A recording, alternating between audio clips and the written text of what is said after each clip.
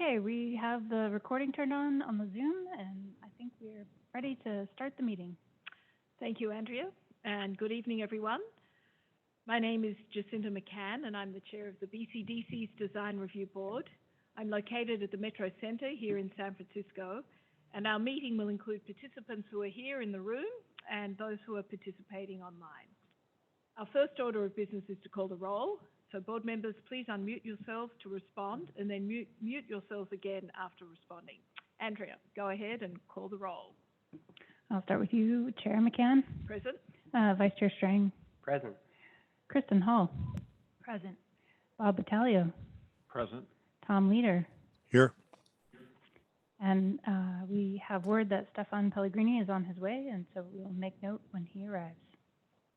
Thanks, Andrea. So we are duly constituted to conduct business, so let's move ahead. I want to start by sharing some instructions on how we can best participate in this meeting so that it runs as smoothly as possible. For everyone online and in the meeting room, please make sure that you have your microphones or phones muted to avoid background noise. For board members, if you have a webcam, please make sure that it is on and that everyone can see you. For members of the public, if you would like to speak during the public comment period that's part of an agenda item, you will need to do so in one of two ways. First, if you are attending on the Zoom platform, please raise your virtual hand in Zoom. If you are new to Zoom and you joined our meeting using the Zoom application, click the hand at the bottom of your screen. The hand should turn blue when it's raised. The second way, if you're joining our meeting via phone, you must press *9 on your keypad to raise or lower your hand to make a comment, and *6 to mute or unmute your phone. We will call on individuals who have raised their hands in the order that they are raised during the public comment period for each project. After you are called on, you will be unmuted so that you can share your comments. Please state your name and affiliation at the beginning of your remarks. Remember, you have a limit of 3 minutes to speak on an item, and we will tell you when you have 1 minute remaining. Please keep your comments respectful and focused. We are here to listen to everyone who wishes to address us, but everyone has a responsibility to act in a civil manner. We will not tolerate hate speech, threats made directly or indirectly, and/or abusive language. We will mute anyone who fails to follow these guidelines or who exceeds the established time limits without permission. For public comments, please note that we will only hear your voices. Your video will not be enabled. For members of the public attending our meeting in person in our headquarters building, I will ask you to maintain social distance during the meeting. The board secretary will call you up to the podium for public comment. Wearing masks is optional, but recommended in this building. You will be asked to come up to the podium one at a time to state your name and affiliation prior to providing your comments during the meeting. If you would like to add your contact information to the interested parties list to be notified of future meetings concerning these projects, please call or email the board secretary, Andrea Gaffney, whose contact information is on the screen or is found on the BCDC's website. Finally, every now and then you will hear me refer to the meeting host, Ashley, who is our BCDC, and Ashley and our BCDC staff are acting as hosts for the meeting behind the scenes to ensure that the technology moves the meeting forward smoothly and consistently. Please be patient with us as it's needed. And now the board secretary will provide a staff update. Over to you, Andrea. Okay, thanks, Chair McCann. This update will include a briefing on the next steps for board succession, but first I'm going to give some updates. So you may recall that you reviewed the Peninsula Innovation Point project at 567 Airport Boulevard in Burlingame back in April. The project team has submitted their permit application and will be considered by the Commission at the October 20th meeting.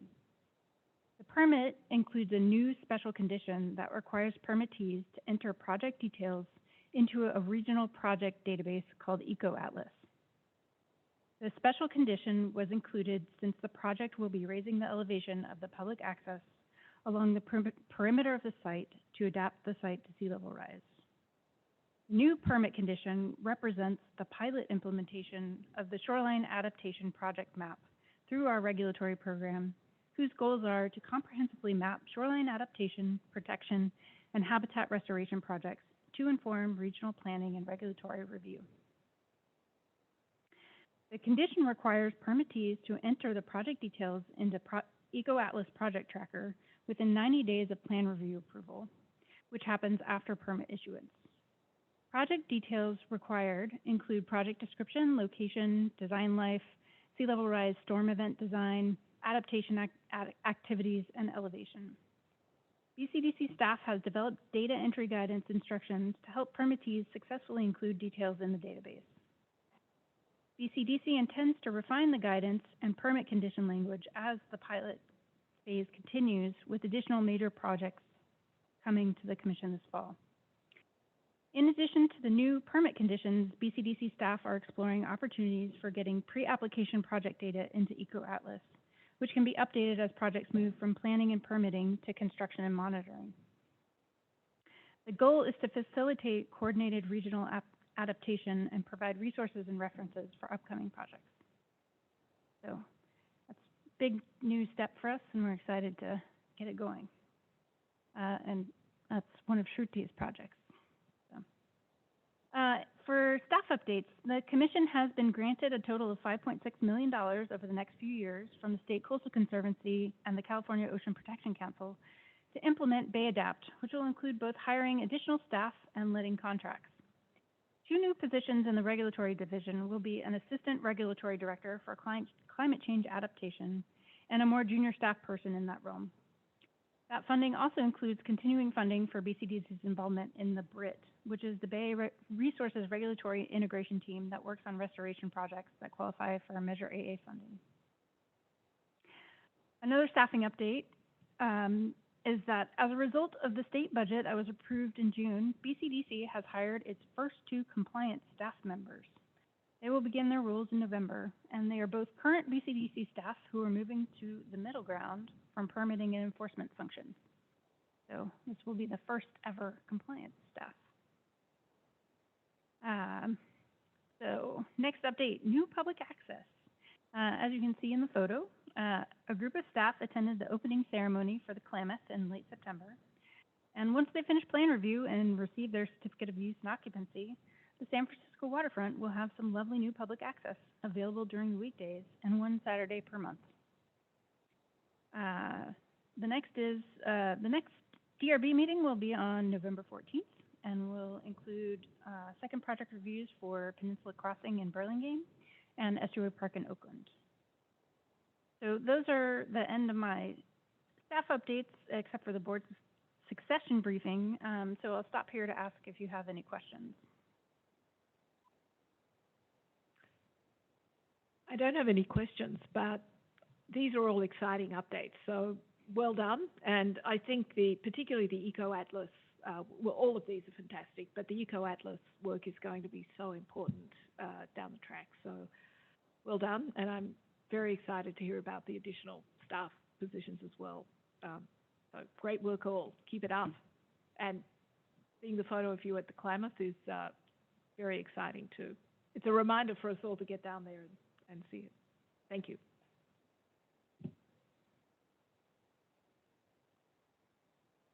Okay, and I see that board member Stefan Pellegrini has arrived. Once he signs in, please to ensure to leave your audio. Thank you. I'm going to switch to the board succession briefing here. Just give me a second to get this set up.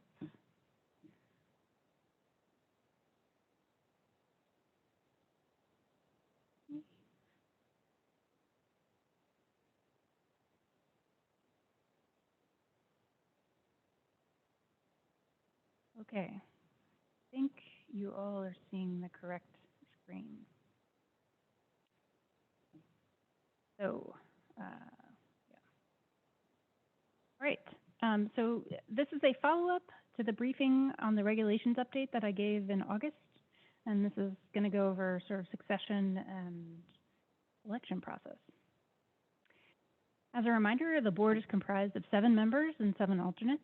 Per the regulations, there must be at least 1 architect, landscape architect, and engineer on the board. The updated regulations also establish 5-year terms renewable for up to 15 years of combined service as a board member or an alternate over 3 terms.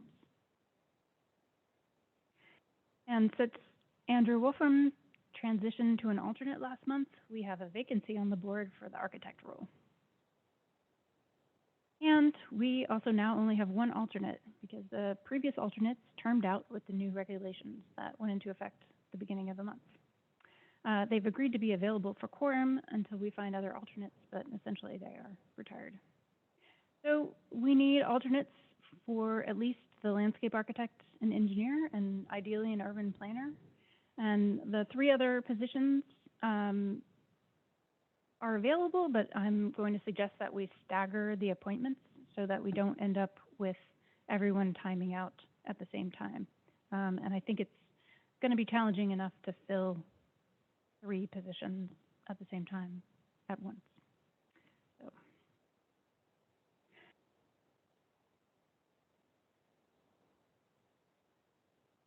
In addition to the vacancies, there are 4 board members who are reaching the end of their second terms.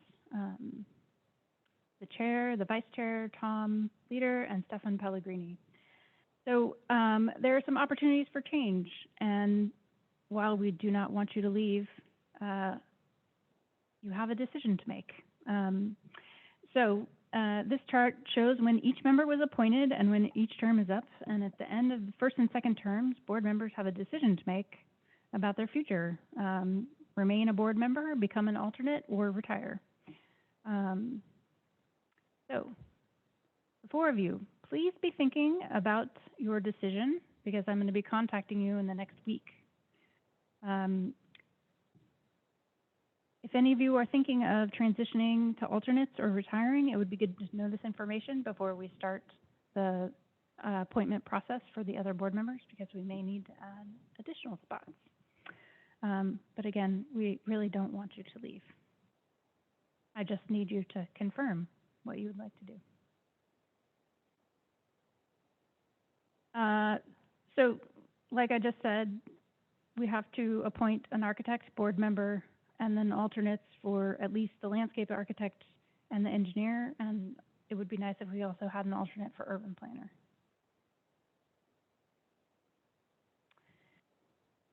And that's a lot of vacancies to fill. The process that we use to appoint Kristen and Andrew is what I propose we use as a similar process moving forward. The first thing we did was identify a list of needed expertise, and then from there, staff put together a list of candidates and sent out a request for qualifications and a statement of interest. The chair and vice chair formed an interview committee and brought back the recommended members to the board, and then staff brought the appointments to the commission for approval. We can draw upon the same list of candidates for the upcoming appointments, but we will also make an open call for applications. We are committed to recruiting for diversity through this process. So the next slide sums up the next steps, but I wanted to stop here and ask if there's any questions.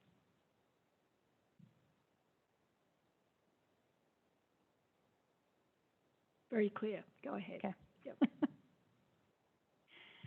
So the next steps. Current board members need to tell me about their intention for the 3rd term. The chair and the vice chair will form the special committee. We will solicit applications, put together a list based on criteria, have the interviews, make recommendations to the board for the new appointments, and then those recommendations move forward to the chair of the commission for concurrence with the commission. At that point, the outgoing board members shift to alternates or retire, alternates retire, and new board members are oriented. And then we continue on, ever onward. So, this is probably going to take 3 to 6 months, depending on how many applicants we get. So we'll just start that process. I'll bring the request for committee back when we're ready to start that point. But in the meantime, I will be contacting you about your term. So if there are no questions, I think that's all we have. Andrea, just a reminder, so the quorum that we need for a meeting is 4 people, right? Correct. Yeah. Yeah, a committee of 2 does not constitute a meeting. Right. And so we can conduct the candidate reviews internally at the staff level and then come back to the board and get concurrence with the board, and then go to the commission for concurrence with the commission. Thank you. Okay. The next item on the agenda is a briefing about ex parte communications. The staff attorney, Michael Ng, is going to give that presentation. He is in our virtual room, so I'm going to stop sharing and let him take over. Hello, everyone. I don't think I've met you all before. This is my first design review board meeting. Just by way of introduction, Michael Ng, senior staff attorney for BCDC. Let me try and share my screen here. Let me know if this works. I seem to always have trouble doing this. Hold on. Screen.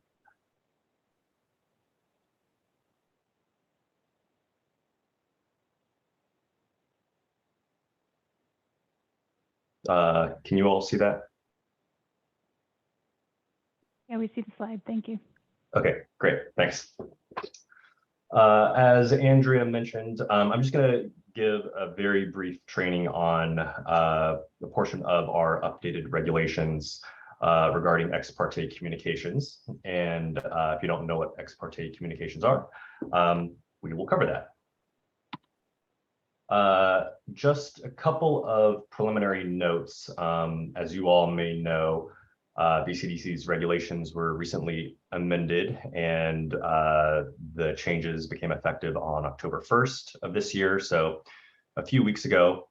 As far as the DRB specific regulations that were affected, there are two specific ones, section 10270, membership and function of the DRB, and 10315, submittal of DRB materials. And both of these regulations, as all of our regulations, are housed in Title 14 of the California Code of Regulations. And it's my understanding that Andrea has already reviewed the regulatory updates with the DRB, other than the one that I'm going to be discussing with you now. But if you have any questions about any of the regulatory updates, even those not just limited to the DRB, please let Andrea or me know. So we'll just jump right into it. The regulation that I'm going to be talking about is subdivision I of 10271. And this is a paraphrasing of what it says. The actual text surprisingly says even more than this. But basically, a member of the DRB shall not have any oral or written communication regarding a proposed project to be considered at a DRB meeting with a project proponent, permit applicant, or member of the public, except on the record during a DRB meeting. And if a DRB member receives such a communication that does not occur on the record at a DRB meeting or by written public comment submitted to the DRB or the executive director, the receiving DRB member shall inform BCDC's counsel, me, of the communication and any response thereto. I will then advise the DRB member whether the communication and any response thereto must be disclosed on the record of the DRB's proceedings. So 10271 I says what it says, but you may be wondering, why did we even pass a regulation that requires that? So I'm just going to address some of the background principles that inform why that regulation was updated to say what it says. And as you can see, all of these background principles can be derived from our regulations. Actually, you can see the parenthetical citations on this screen. But ex parte communications are prohibited in adjudicatory actions.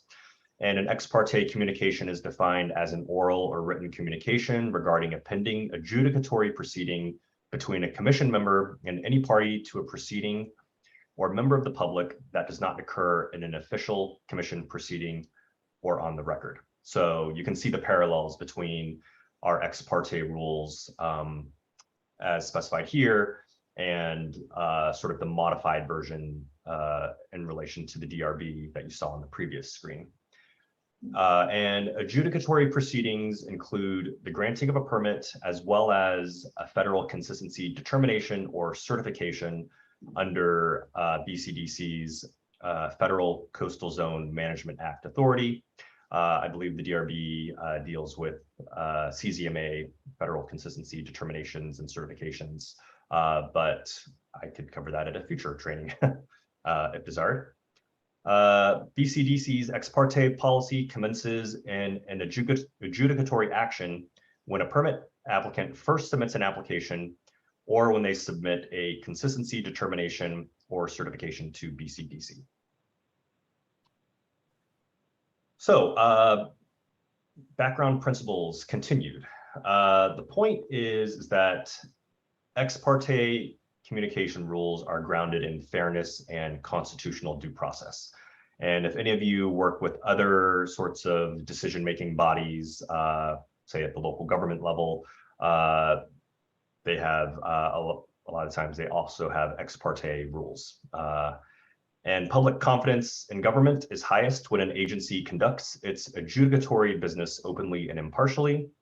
And commission members must disclose on the record any impermissible ex parte communication and notify interested parties of the opportunity to address the commission regarding the ex parte. And again, you'll note that these citations and these statements are regarding the rules that apply to the ex parte rules specifically applicable to the commission, not necessarily the DRB, but again, in the regulation that I showed you in the beginning, a lot of these core principles have been adapted to the DRB context. So the bottom line really is that you should refrain from communications regarding a proposed project to be considered at a DRB meeting with a project proponent or a member of the public, except on the record during a DRB meeting. If you have such a communication not on the record at a DRB meeting, please inform me for further guidance or direction. And I'll just stop here and say that I provided a more comprehensive training to the Commission's other advisory board, the Engineering Criteria Review Board.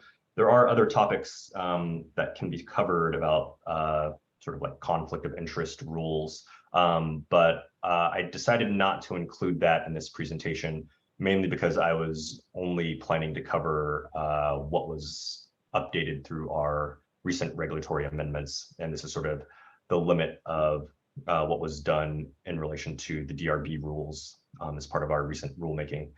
So that's kind of it for now. I can always come back and provide other informational trainings as needed, but I'll just open up for questions or comments if anybody has any.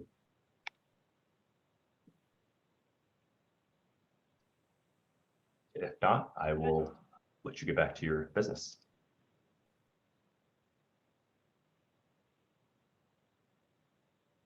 Okay, well, thank you very much for that briefing. We all appreciate it. It's great to have a reminder of our obligations. And at this point, Andrea, I just want to check, should we be asking for any public comment on this item or not? Yeah, I think we should, but let's just check and see if there's anyone raising their hand online. Is there anyone in the room who would like to make a public comment? Okay, there's nobody in the room. Doesn't look like there's anyone online requesting. So I think we can say there's no public to give comment. Good, okay. Well, we'll move on now to the next item on the agenda, which is the fourth review of the Middle Harbour Shoreline Park. The aspect that we are reviewing tonight is the access connections to the park. So I'm going to start by reminding you of the project order that we will follow, as we always do, but we will start with the staff introduction, followed by the project proponent presentation. We'll then have board clarifying questions, which we'll keep succinct, and bearing in mind that we have our board discussion coming up later on. Then we move to public comment. We have board discussion and summary, and then the project proponent response, which is a brief response at the end. And so with that, I'll hand to BCDC permit analyst, Catherine Pan, who's going to introduce the project. So over to you, Catherine. Thank you. Give me a moment to get this set up.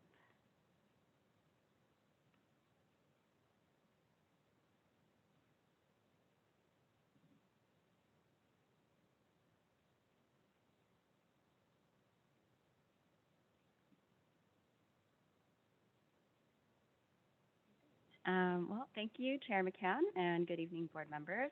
I'm Catherine Pan, the Principal Shoreline Development Analyst at BCDC. And before I present the staff introduction, I would like to remind the project team and staff to please turn on your video when you're speaking or answering questions. When you're not actively engaged with the board, please turn off your video and mute your microphone so that we can minimize distractions on screen. And now I'm pleased to introduce the project for tonight's review. This is the fourth review of the Middle Harbor Shoreline Park Master Plan and Management Plan Update proposed by the Port of Oakland, although today we'll focus on off-site connections to the park rather than the master plan or the management plan themselves. The first DRB review of this project was in July of 2021, the second was in March 2022, and the third was September 2022. And I'll start with a brief introduction to the project before the applicants present the project in greater detail. So to orient you, the project site is located in a highly industrialized area at the Port of Oakland along two roadways that connect the Middle Harbor Terminals and Middle Harbor Shoreline Park to West Oakland and regional freeway access via Interstates 980 and 880. And I'd like to acknowledge that the majority of the land at this site was once underwater, located on or near Huichin, the unceded ancestral homeland of the Muwekma Ohlone people. We offer gratitude to the Indigenous peoples who were the original stewards of the bountiful natural resources of the Bay Area. Now, as we've shared before, during the Spanish colonization period, the site was part of El Rancho de San Antonio, a large Spanish land grant to Don Luis Maria Peralta. And in 1874, a deep water port was created at the site. During World War II, the site came under the control of the U.S. Navy as part of its 153-acre Fleet Industrial Supply Center, Oakland, or FISCO. In 1998, the port acquired the FISCO area from the Navy and planned the Vision 2000 program to redevelop the area and modernize and expand the port's maritime facilities. The Vision 2000 program included the Berths 55 to 58 project, which involved a significant reconfiguration of the shoreline to accommodate 4 new container berths and Middle Harbor Shoreline Park, as well as deepening of navigation channels and berths and removal of existing fill. The project created 28.3 acres of new land at what is now the Oakland International Container Terminal and 8.1 acres of new land for the park. These activities are authorized in BCDC permit number 1999-00900. The area upland of the park and terminals was also reconfigured to create a new road, which is now part of Middle Harbor Road, and realign 7th Street to provide access to the new park and terminals, as well as to accommodate the joint intermodal terminal, which was a separate Vision 2000 project.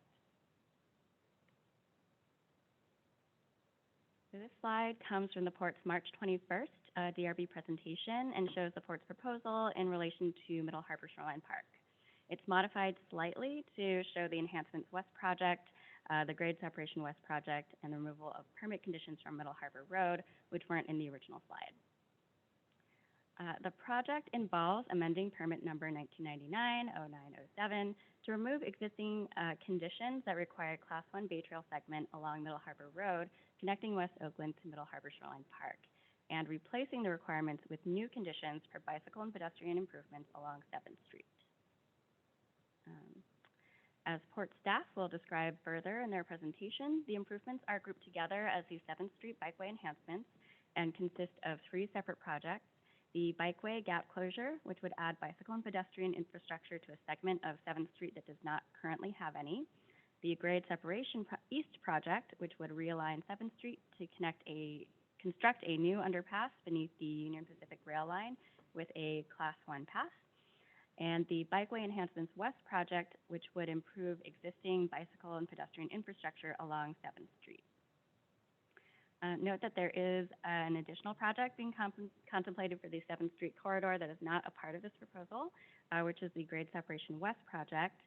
This project would realign and elevate 7th Street west of its intersection with Maritime Street and construct a rail connection underneath. Next, I'm going to share some background on the permit and its current off-site access requirements to give you some more context for this proposal.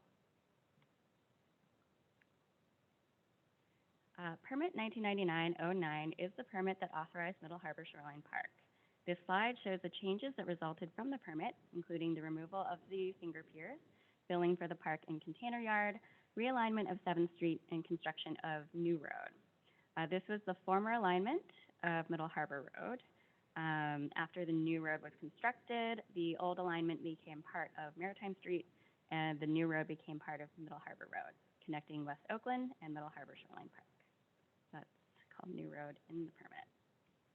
The permit findings tell us that public access to the park through the port was a major concern, and the rationale for a set of special conditions requiring off-site access improvements. Special condition 2.8 was included in the permit to ensure pedestrian, bicycle, transit, and automobile access to the park. And here are all the components of the condition, but we'll show you in a second. It'll be easier to understand on a map. So here's the port. Middle Harbor and Portview Parks are over here to the left. So the condition includes provisions for Class 1 shared paths on port-owned roads, including 7th Street and the new road, which I'll go ahead and call Middle Harbor Road, and also reserving right-of-way for the Bay Trail along Middle Harbor Road, and providing Class 1 facilities at rail crossings on Middle Harbor at Adeline and 3rd, and on 7th Street where it passes under the Union Pacific Rail, should those crossings ever be reconfigured. And note that the proposed grade separation project would likely fit within the condition for the 7th Street rail crossing. Additionally, the conditions require construction of a Class 1 Bay Trail segment along Middle Harbor Road from West Oakland to the park, striping and signage improvements on 7th Street by berths 32 to 34 to prevent truck blockages of Portview Park, off-site directional signage, working with other agencies to create a Class 1 connection from the Bay Bridge Peninsula to 7th and Maritime, and continuing negotiations with transit agencies to establish transit service to the park. And on a related note, AC Transit did reach out to staff following the previous meeting, expressing interest in working with the port to develop transit options for the site, and I believe they are now in contact. So as a reminder, Middle Harbor Shoreline Park serves as the nearest shoreline access for the West Oakland community. As shown in this image from BCDC's Community Vulnerability Mapping Tool, the closest communities to the park have higher levels of social vulnerability and contamination risk. These communities have historically been subject to significant health and environmental impacts from port activities, and while the parks have become a valuable resource for this neighborhood, we have heard that access through port property continues to be a challenge. And then here's one more image showing all the permit conditions together, working together to create a safe, clear access program to Middle Harbor Shoreline Park. All right, so I'm going to stop sharing for a second so that Andrea can share some videos of the site.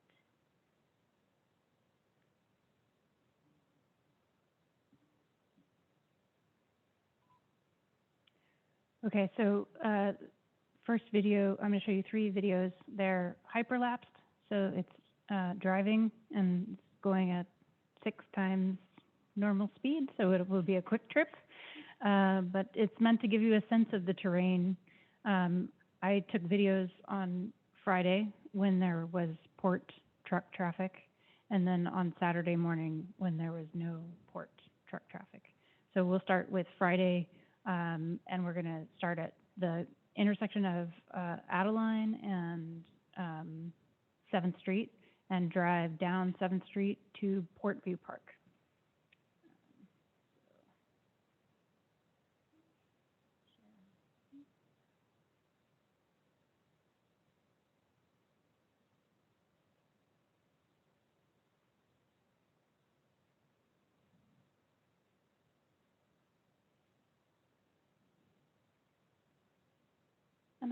And I'm afraid that this is going to be delayed because you're seeing it through the internet on another computer. So it's going to run much slower on the screen than it is on my screen. So this is the intersection with, it's either 980 or 880, and then going under the freeway and coming up to the railroad underpass. On the right-hand side is the bike ped sidewalk. So a fair amount of truck traffic. This is Maritime, the intersection with Maritime. And lots of truck queuing. So now I'm turning right onto 7th Street. Middle Harbor Shoreline Park is on the left, but you cannot see it because of all the trucks that are double parked. So I had to drive all the way to the end to Portview Park, and then turn around and come back to be able to get to Portview Park and Middle Harbor Shoreline Park. So now I'm at the end. This is Portview Park, and it stops.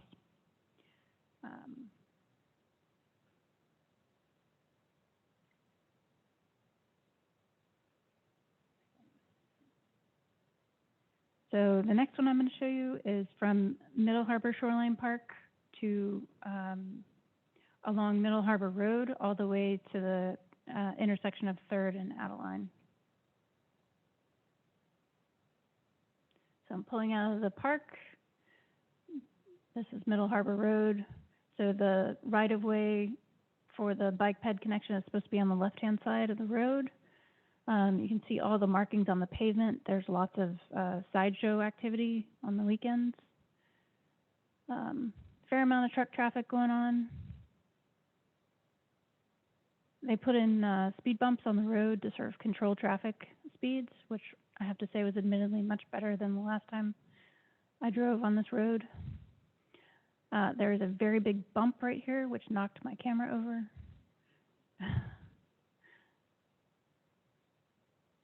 And then we are coming up on the intersection where the previous video began.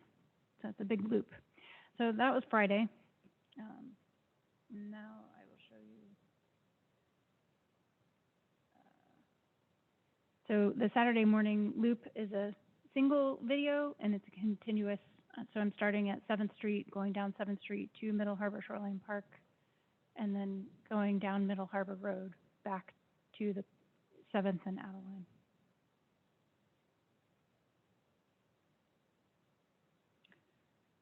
This was about 9, 10 o'clock in the morning.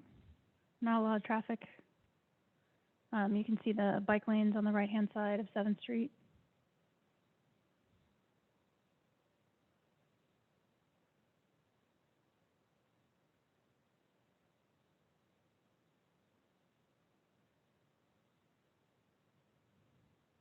So these are pretty big intersections to cross. This is Maritime Street.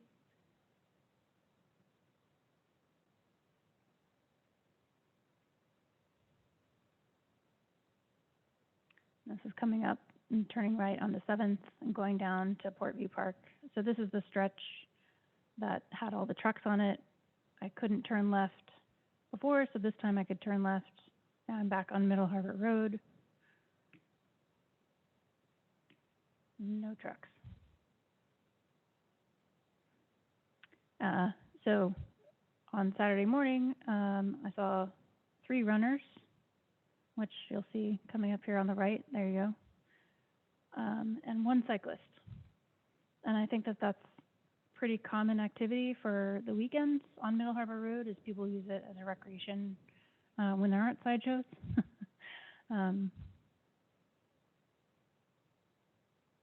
So yeah, it's pretty vacant. I think the cyclist just went by on the left. I went slower this time, so the camera didn't drop.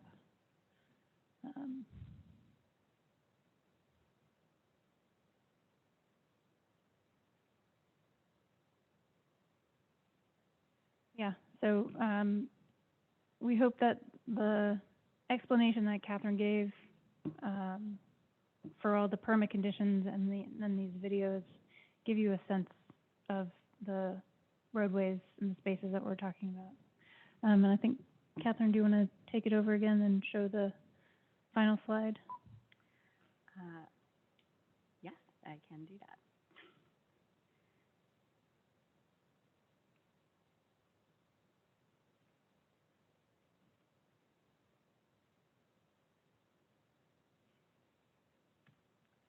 All right, so as you conduct your review tonight, please keep in mind the public access design guidelines, which emphasize usable and welcoming public space, visual access, connectivity along the bay shoreline, and compatibility with wildlife and adjacent port uses.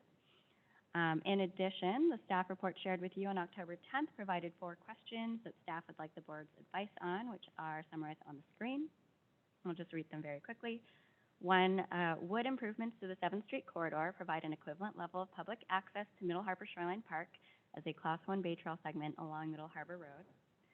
2, does the DRB see any concerns with removing the potential for a public bicycle and pedestrian right-of-way along Middle Harbor Road? 3, would a Class 1 bike trail segment along Middle Harbor Road provide any unique benefits that could not be reproduced along a different route? And then 4, considering the various proposed improvement projects along the 7th Street corridor, are there any design considerations to ensure that the connections and transitions between projects are safe and practical for users and that the route would be successfully used?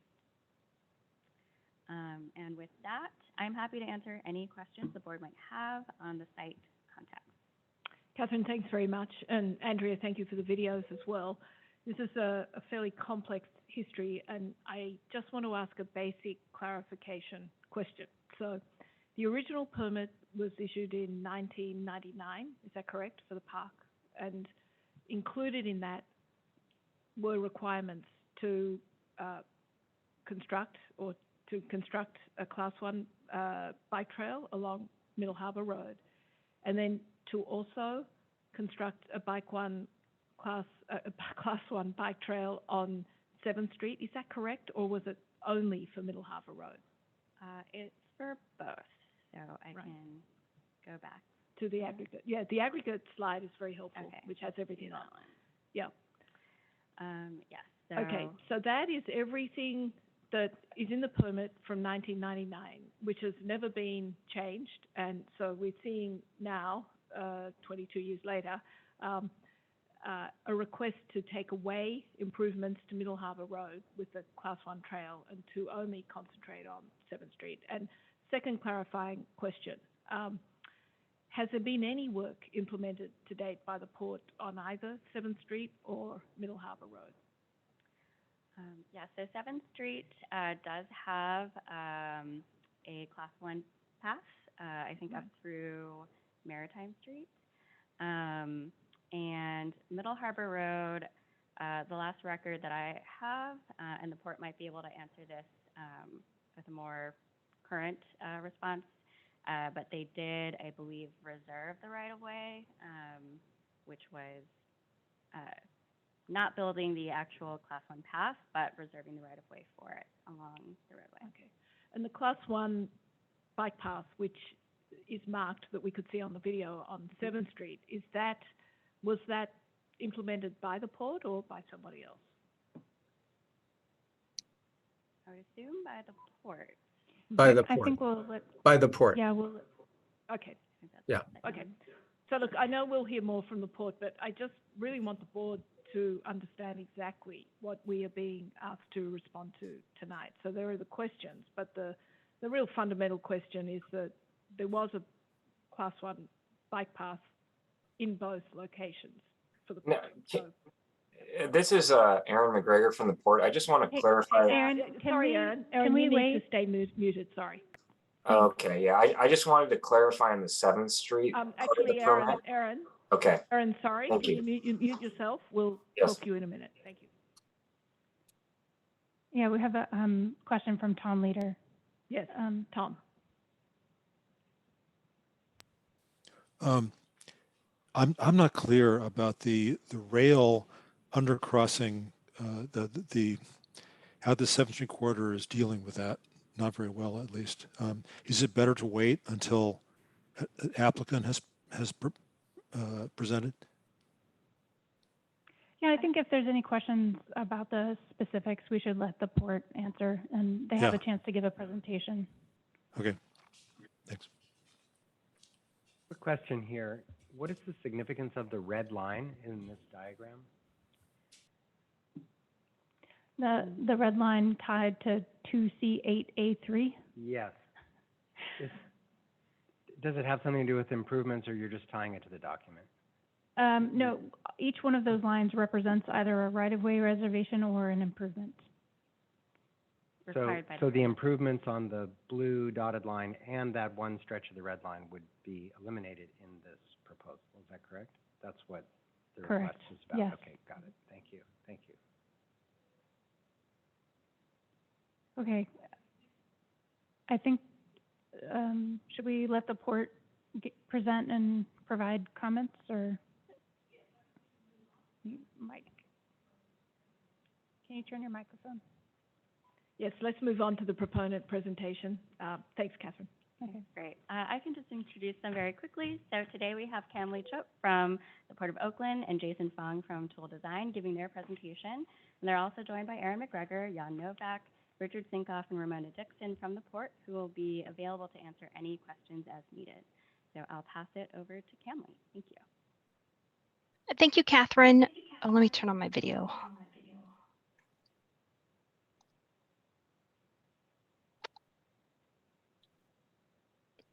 I am actually going to pass it to Richard Sinkoff, Director of the Port's Environmental Planning and Program, to introduce the presentation, and let me share the screen.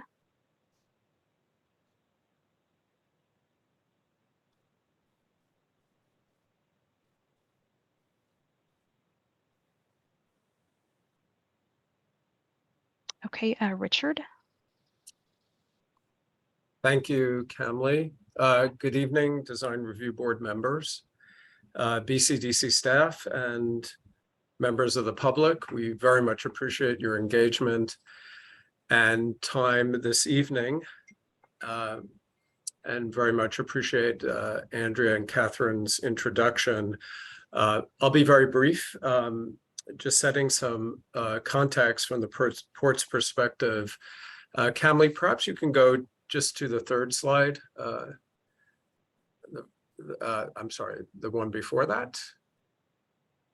And oh, here we go, this one. There we go. Okay, thank you so much.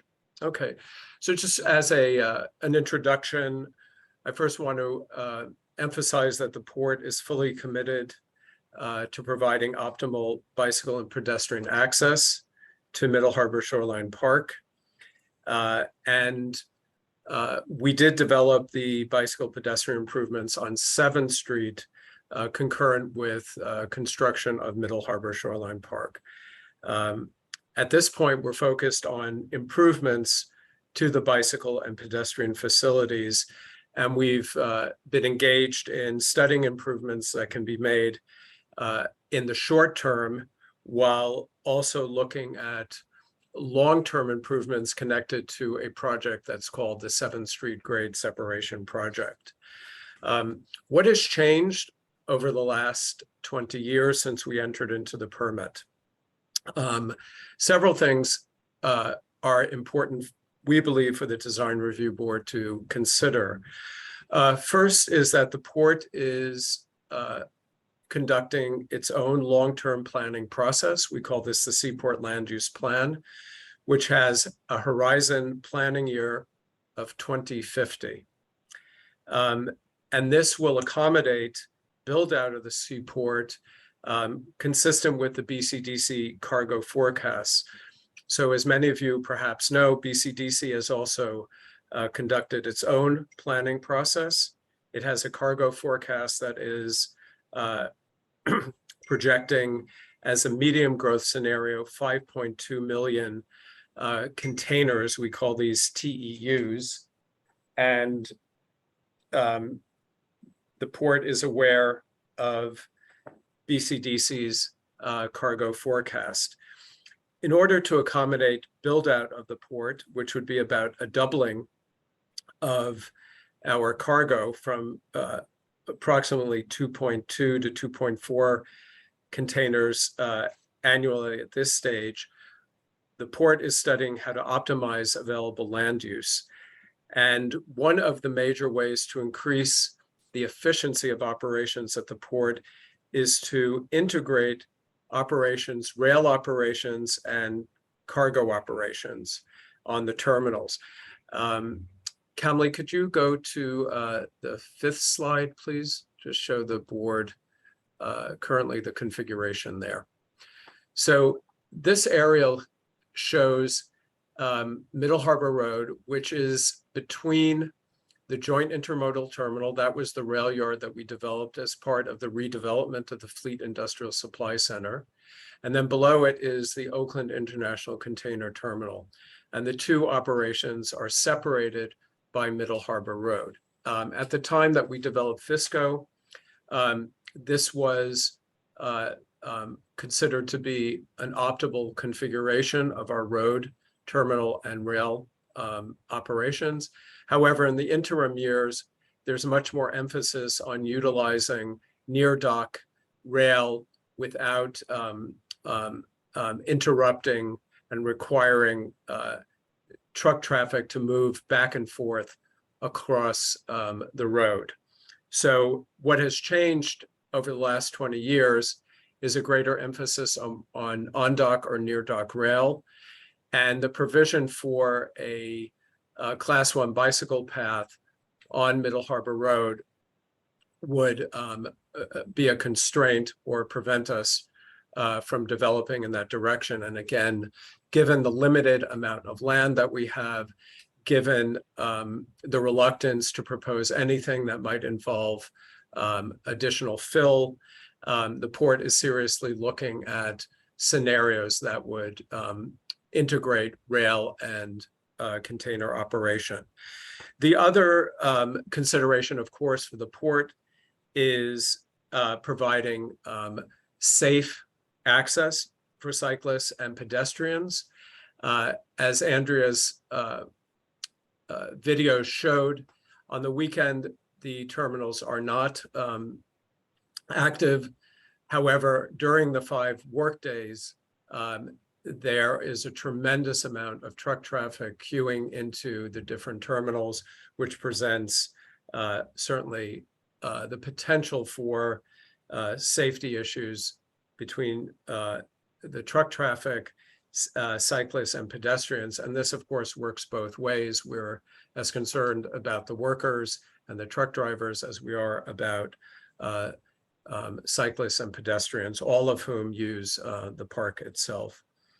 The other change condition that I'd like to mention is the extensive streetscape work that the City of Oakland has done on 7th Street between the Transit Village and the 7th Street undercrossing that Andrea showed, as well as the planning for the 7th Street grade separation project. So in conclusion, based upon changed circumstances, based upon the opportunities provided by 7th Street, the port is now focused with the city and the community on providing optimal public access along 7th Street.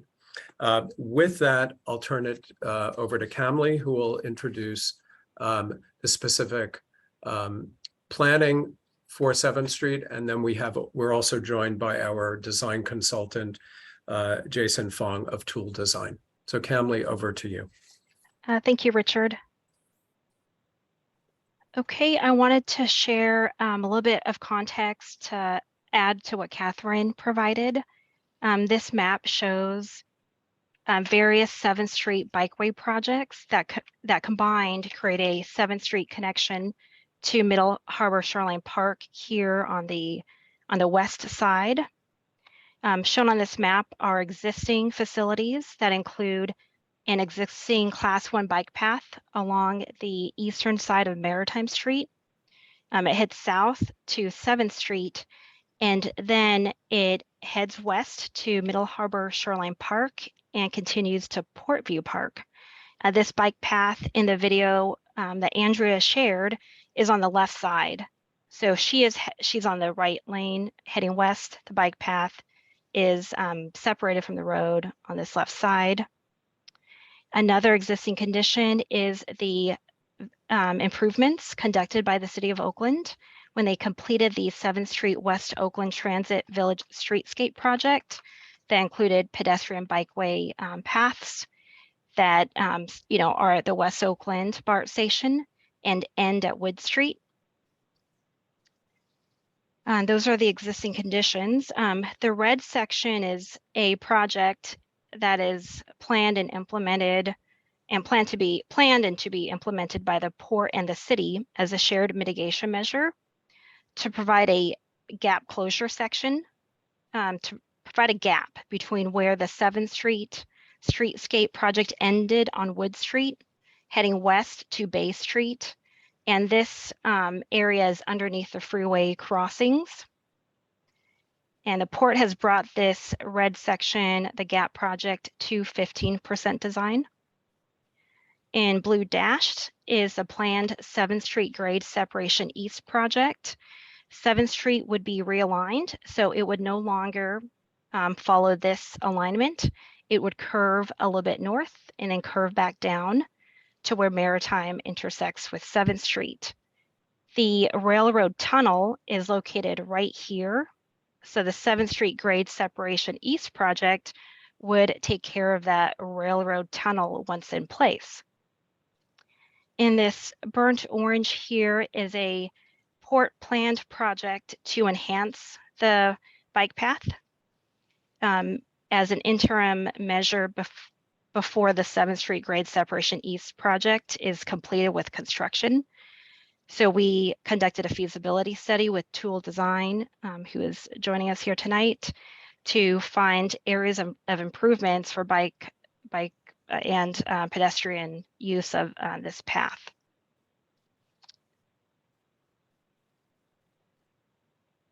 I'll move on to some results that we did in reviewing the gap section towards 15% design and this burnt orange 7th Street bikeway enhancement section west that we also brought to 15% design. And we noticed existing constraints on both sections. I'll start here on the upper left. This is part of the Class 1 bike path from the Maritime Street intersection with 7th Street. It's on that left side. Andrea was driving right over here.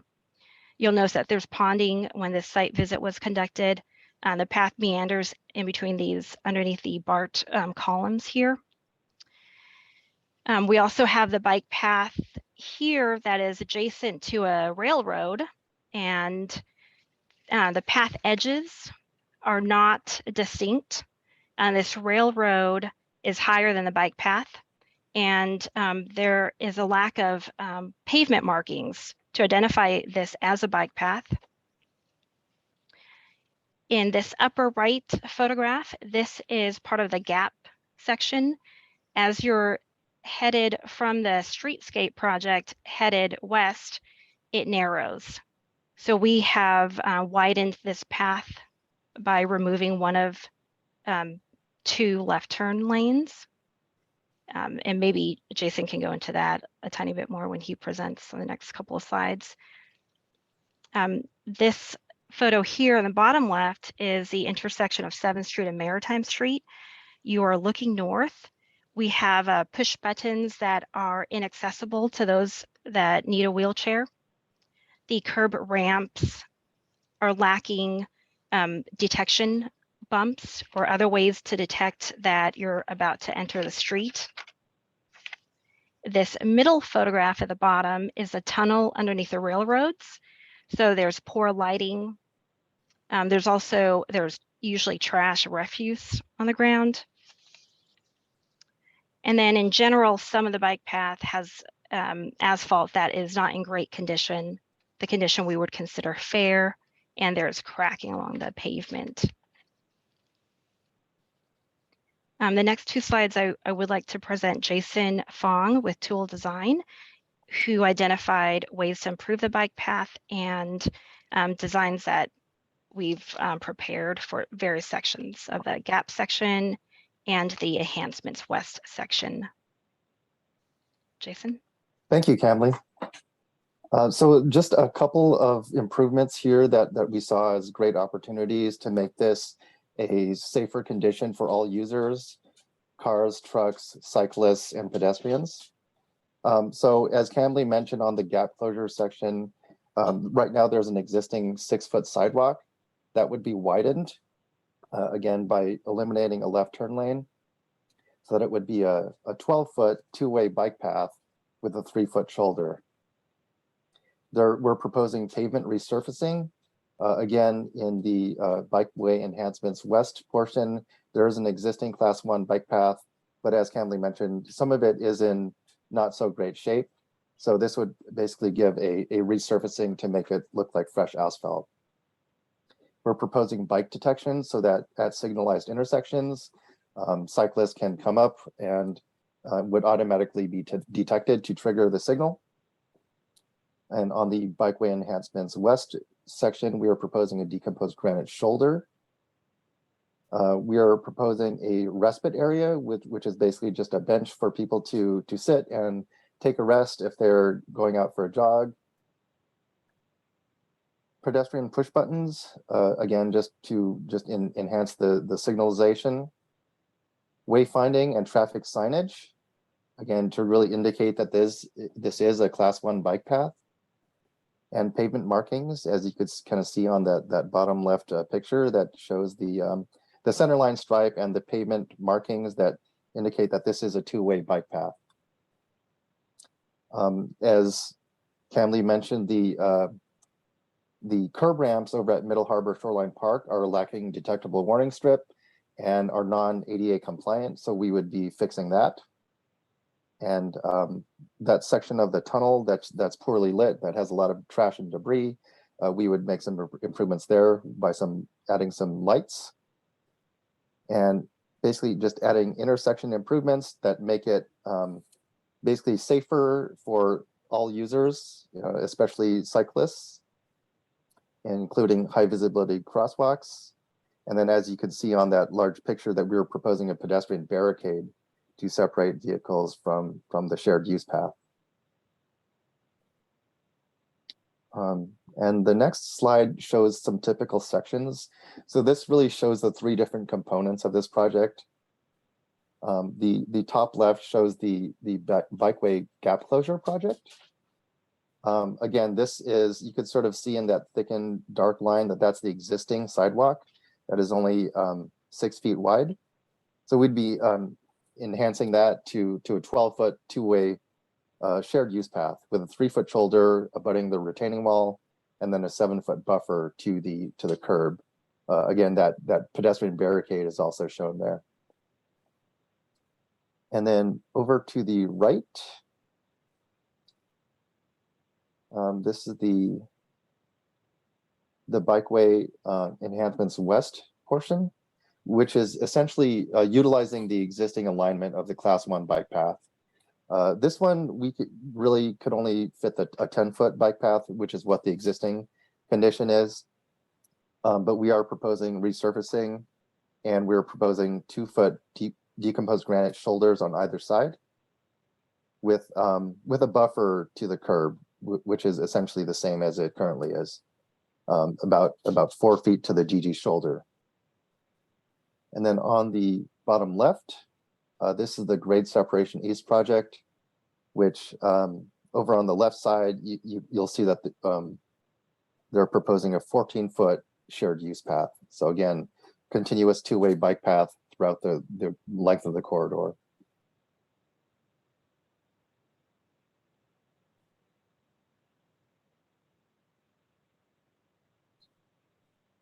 Thank you, Jason. And that concludes our presentation on the 7th Street connection to Middle Harbor Shoreline Park.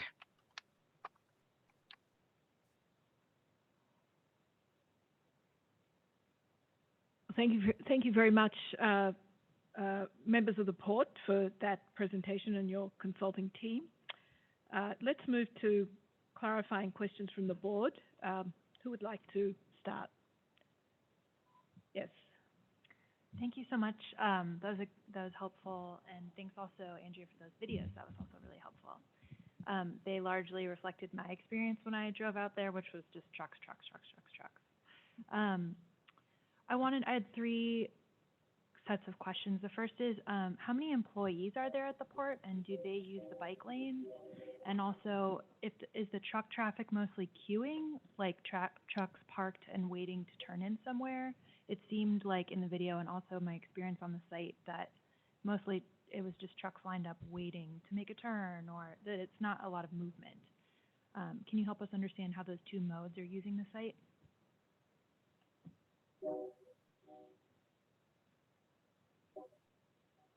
Sure, I think I would like to pass this on to Richard or Jason in Maritime, and to Aaron. Sure, I'll jump in. So Board Member Hall, I think was your first question, how many employees? In other words, how many people are working at the seaport on a daily basis? I don't know how many. We do know that we have in our truck registry anywhere between 6,000 and 8,000 trucks. I think our numbers are about 3,000 trucks are using the port daily. We can certainly, we did do an economic and workforce analysis, so I can certainly return to the board with our most recent employment numbers for what we would call on-campus workers. In terms of if I understood the second part of your question, are the trucks mostly queuing or engaged in other kinds of activities? So you'll see the trucks queuing before the gates open. The terminals are run by our tenants, and the labor is International Longshore and Workers, warehouse union workers. And so there are very strict rules in terms of terminal operations. So a lot of the queuing that you'll see out there is truckers waiting to get into the terminal to pick up or deliver their containers. My experience is that once the gates open and the gate houses are operational, those queues do abate. But if you go early in the morning, I was out there this morning before the gates opened, and there were long lines waiting to get in. And was there a third part of your question? No, that's helpful. Thank you. And it was those on-campus employees I was wondering about. If they would We'll get those for you. Yeah, and I'll just Another add to question it. I had was about the removal of Middle Harbor Road. You mentioned that you're thinking about removing that to enhance port operations in terms of this kind of intermodal connection. And I was just wondering, could you help us understand, is it to completely remove the right-of-way, or is it to sort of reimagine how this right-of-way would be configured or reorient it? And also, would there be any carbon emissions benefits to, this kind of intermodal connectivity? Great question. We're not as far along as saying definitively that we would remove the road. So we're looking at different land use scenarios, including one that would combine those operations. So we're not as far along as saying definitively this is the direction. In terms of carbon emissions, there are definitely benefits. The more rail service that we can enjoy at the Port of Oakland, definitely the carbon footprint goes down. Intermodal rail activity is a major part of our strategy to move the regions, this cargo forecast. So it does have an emissions reduction benefit. Thank you. And then my last question was if you've done any public outreach yet on this project, and if you have, what are you hearing? Yes, Kamli, do you want to just touch on that? We've met with several stakeholders, and I see Jan has also popped up, so both of them can answer that. Kamli, you're muted. For the 15% design, we worked with the city. We also worked with Bay Trail, and we did reach out to Bike East Bay We have not officially presented the project for community public comment because we wanted to get a little further along in the design, and 15% design is relatively at concept level.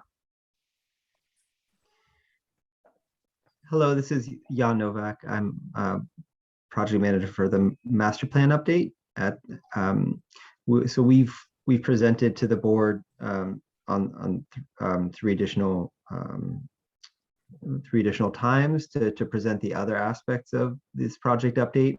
And as part of the master plan update, we have had significant public outreach.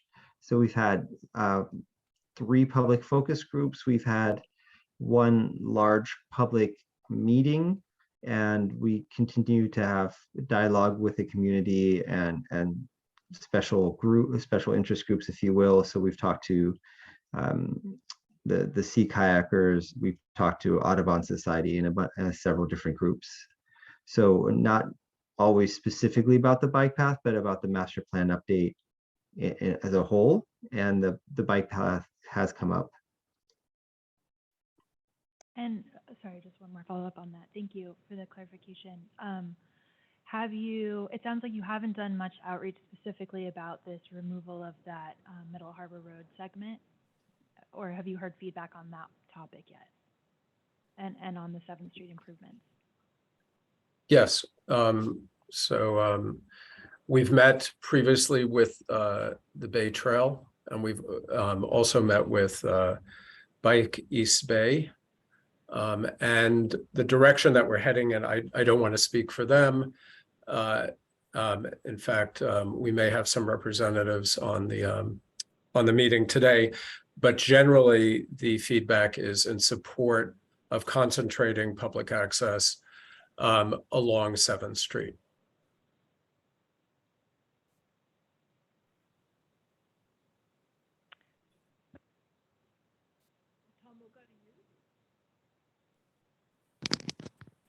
Can you hear me? Tom, please, please go ahead, Tom. Yeah, so I still have my question, probably just catching up here, but could you run me through the impetus to move the rail crossing, how it works from the, I mean, there's the red line goes straight and there's some problem there and it's better to go further to the north, but I don't understand why exactly or how that's being done. Sure, let me share my screen again to first understand what you're asking. Are you asking why this red line is located here? Why do you prefer the blue dashed line to the red line? Oh, the blue dashed line is, versus this burnt orange? Yeah. Oh, well, this is a planned, the blue dashed line is a 7th Street grade separation east project, and that would completely move 7th Street to be this curve. Right. And well, it would have a separate pedestrian and bikeway alongside it that's protected. And I don't know, maybe Jason can explain how this is just a better design for operations to the port from the engineering perspective, or Aaron. I could speak to that. So right now, the 7th Street path goes in this narrow tunnel that goes underneath the rail. Okay. And then this grade separation project would go over the rail. Because that was my other question. Okay. Thank you. Okay, great. Thanks, Jason. No problem.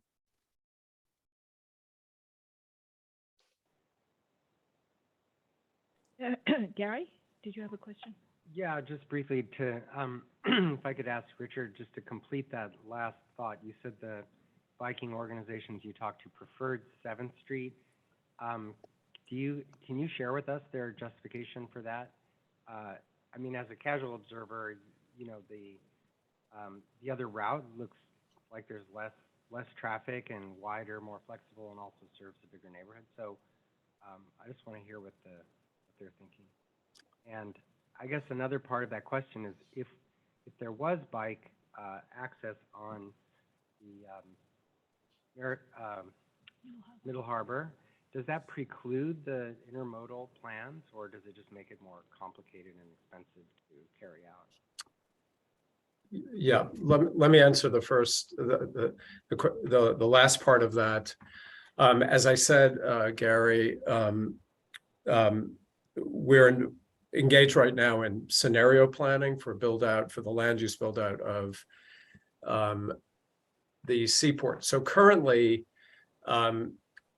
what happens when containers are moving between the rail yards and the terminals, they're carried by trucks across Middle Harbor Road. So they're moving back and forth. So even with if a bike path were there and we did not move the road, you would have increased traffic moving back and forth between the rail terminal and the marine terminal. So that's an issue that has to be dealt with. That's the way the cargo is moving today. So we're looking for I would say, a more integrated solution in that particular area between our largest railhead. The industry, I can't say it's the standard, but certainly many ports have what's called on-dock or near-dock rail. So where you have the rail spur coming directly onto a terminal. And so as part of our scenario building, we're looking at the possibility of having near dock or on dock rail. We haven't finalized that at this point, but certainly if there were a Class 1 bicycle path running through that terminal, it would provide obviously a tremendous safety constraint. In terms of feedback from the different groups, Kamli has been probably closest to that. So Kamli, do you have anything to offer? I don't want to, again, speak for Bay Trail or speak for Bike East Bay or the city. Perhaps, Kamli, you can offer some of your perspective on what they've been saying in terms of bicycle networks in this part of Oakland. I don't think that Middle Harbor Road is included on Oakland plans. It is part of bridging the gap along the Bay Trail. But since we know, as Jan mentioned, we didn't specifically do outreach in particular for the 7th Street bike path. But, in addition to what Richard said, there is more housing planned in West Oakland near the transit project. So the 7th Street seems like a very much direct route. And Middle Harbor just has not been, from what I've heard, been part of conversations. People have not been asking, a couple of the nonprofits we've talked to, they have not been asking for an access route on Middle Harbor Road. This is Andrea. I just want to mention that we have someone from Bike East Bay in the meeting and has his hand raised, so we will let him speak for Bike East Bay during the public comment period. So, thank you. Yeah. Yeah, thank you. Stefan, go ahead. Thanks, Jacinta. Just a couple more clarifying questions. I want to make sure that I understand that if the grade separation is constructed, that then the bike facility would shift from the existing 7th Street alignment that goes under the tracks. That is correct. It would shift. And that's going to go over the tracks, and that essentially is a flyover, but there's no.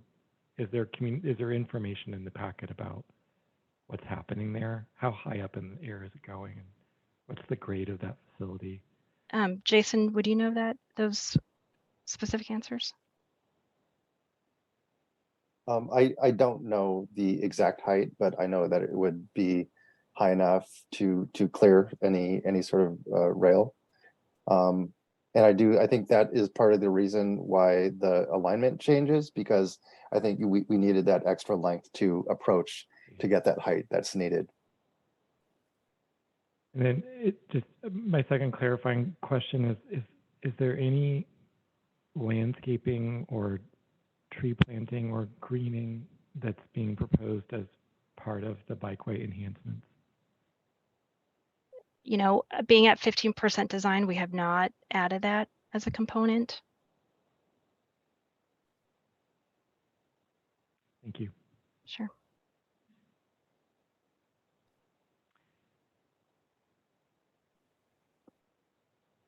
I think the board is complete with questions. I just had one short question because I think we've explored the level of outreach that's happened already to the bicycle constituents. But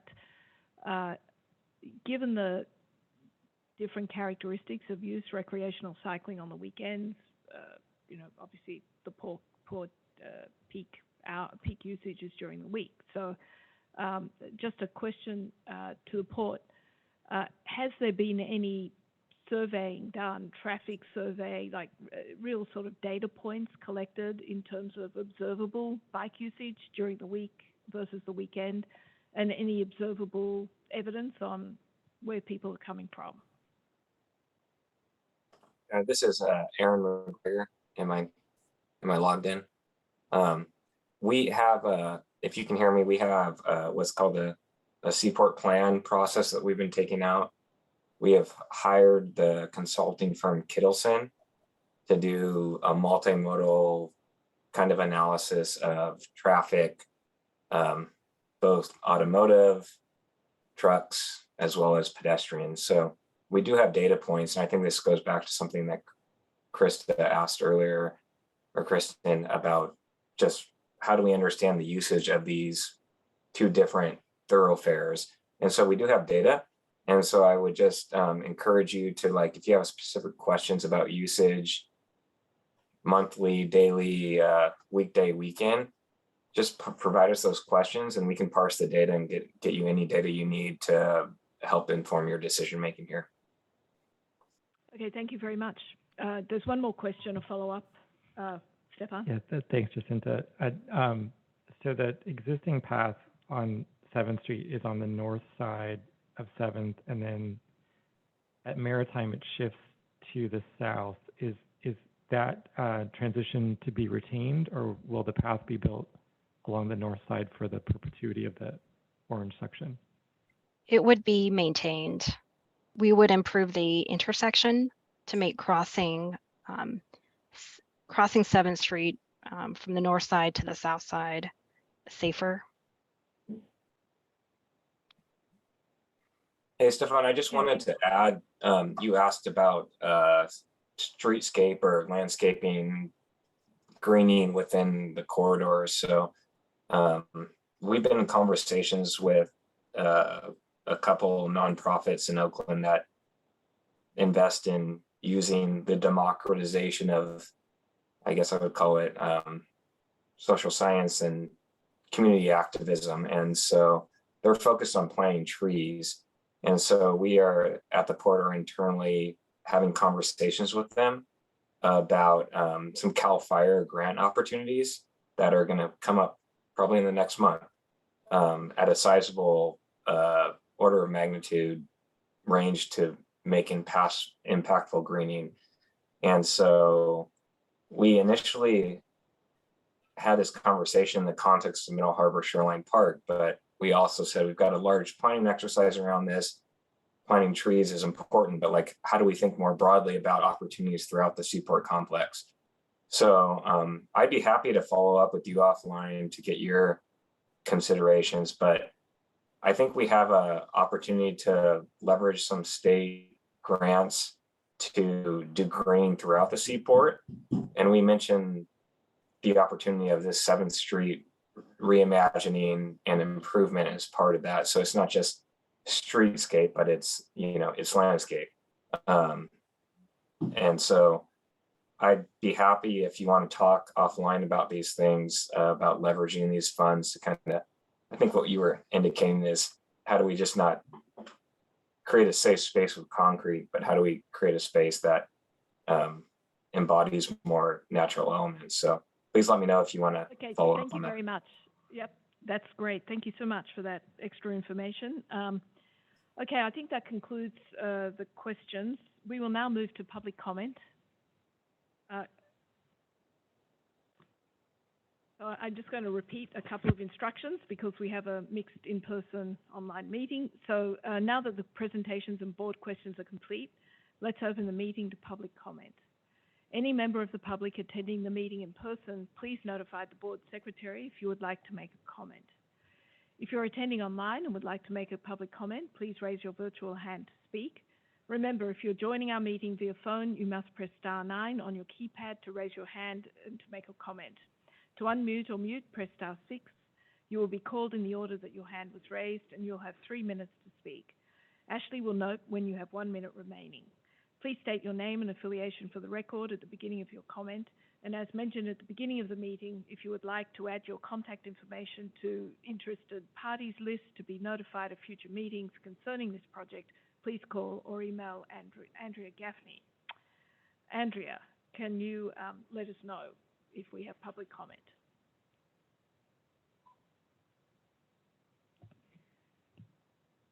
Okay. There is public comment. Ashley will call on the Thank you. people. Stephanie Parrott, your audio is unmuted. Please state your name and affiliation, and you have 3 minutes to speak. Great, thank you so much. Can you hear me? Great. My name is Stephanie Parrott. I'm a longtime West Oakland resident, and I want to first applaud you for taking on this important issue. It's really long overdue. I've ridden my bike out to Middle Harbor Park several times, and I will tell you it is absolutely harrowing. I think you should think about who this park primarily serves, which I would argue is the West Oakland neighborhood and the West Oakland residents, who many of whom are underserved, many of whom don't have cars, with limited park space in the neighborhood. It's important to just think about the West Oakland people. And I feel that's been absent from this conversation. Director McCann asked about a traffic study, which I thought seemed like you were getting at, what kind of use is out there, whether or not this is justified. But I'll tell you that people don't bike or walk out there because it is so incredibly dangerous. If there were safe and pleasant public access out there, I'm certain that use would increase. It's really difficult to see the plan and understand everything that's happening looking on Zoom and not having the full plan in front of us. But you talk about a pedestrian barricade, it does not appear to run the length of the project. The presenter mentioned some areas that might have a buffer to the curb, but it seems to me really critical to have a better separation from the truck traffic, which is straight up dangerous. You talked about reaching out to groups, mostly bike groups and environmental groups, Bay Trail, Bike East Bay, Sea Kayaks, Audubon, I'm sure all awesome organizations, but it feels really harsh to not hear about West Oakland groups included in that, and particularly Black people. I see an absence of Black people on the board. The grade separation and over the rail and the preferred stuff to go, I think, a bridge over rather through the tunnel sounds like a good plan. I'm wondering why the tunnel is being maintained at all in the plan. It's really a gnarly spot to go through, and lighting is surely not enough to make it feel safe. It's also really narrow. I wonder if you've reached out to the Environmental Indicators Project or the Prescott Neighborhood Council, who are two organizations working specifically in the lower part of West Oakland that is closest to the project. I wonder if your efforts have tied in with traffic studies vis-a-vis the trucks and the truck routes and the impacts on the neighborhood, which are enormous. And I'm afraid you're aiming a little too low. I think this is a one-time opportunity to make something special, to connect West Oakland to this amazing resource that many of us fought to improve and to make happen. Sorry, that's my own timer. So I hope that we can further communicate to make an even better connection from West Oakland for West Oaklanders to this community resource. Thanks.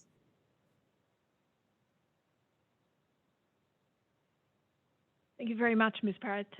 We'll go to the next public comment.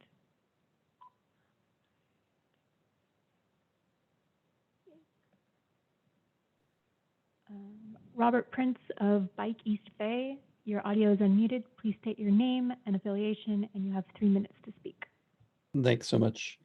Yes, this is Robert Prinz, Advocacy Director with Bike East Bay. And I would like to confirm that we have met with Port of Oakland staff, and the description of 7th Street being our primary focus is correct. It's also the focus currently of the Oakland Department of Transportation, which won a state active transportation grant for bus lanes and protected bikeway upgrades on 7th Street from MLK over to Mandela. So we're looking at both increasing access to both Middle Harbor Shoreline Park, as well as a future bike path across the Bay Bridge all the way to San Francisco. The main connection points, which would be 7th Street to Maritime, West Grand, and then 40th Street in Emeryville. And we have also seen port workers using 7th Street as an access route from West Oakland BART by scooter and bike over towards the port. And we'd like to make sure that they have a safe commute for their last mile trips as well. So 7th Street with the protected bikeway and bus lanes project from West Oakland, as well as downtown and Chinatown, continuing seamlessly over to Middle Harbor and Maritime, could provide both future commute opportunities as well as access to green space, which we know is super important for mental and physical health for West Oakland residents. So I just wanted to confirm that the Port of Oakland staff statements were correct, and we would like to help see what we can do to be able to move forward that gap closure project as soon as possible and at very high quality. Thank you. Thank you very much. We'll move to the next person. Tara Reinertson, your audio is unmuted. Please state your name and affiliation, and you have 3 minutes to speak.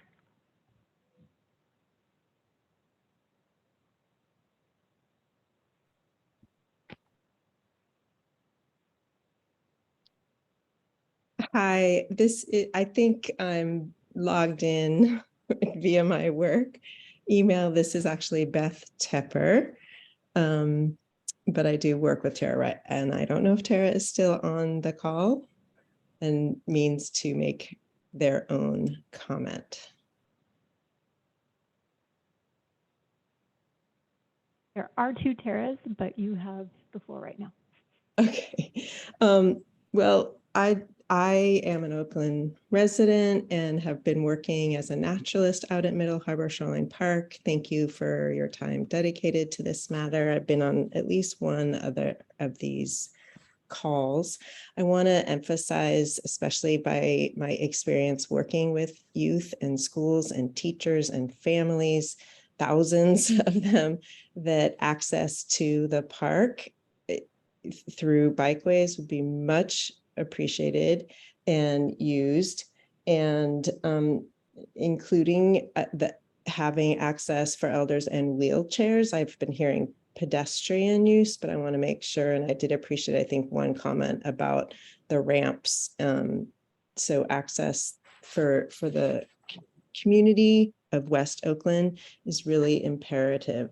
I also don't want to speak for West Oakland Environmental Indicators Project, but I did hear from them today, and I do think they would be a very key group to speak with, especially in terms of the health concerns of having bikeways in the port, and maximizing any benefits that might come from recreation or commuting by advising folks to use the routes outside of peak traffic hours, to install vegetation and along the bikeway to mitigate some of the air pollution, not to mention phasing out diesel engines and reducing the truck and car use, either through times that they're not allowed, or some of the other measures that they have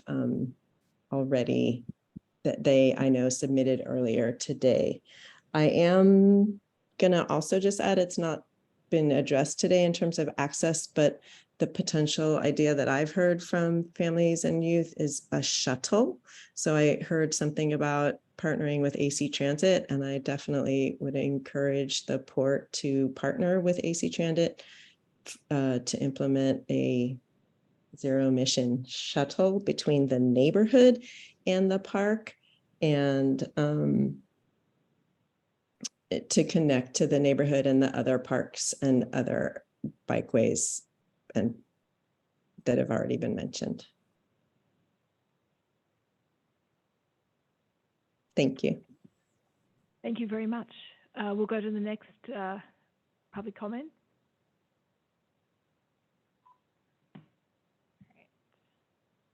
Tara. Okay, your so audio this is, sorry, thank you very much.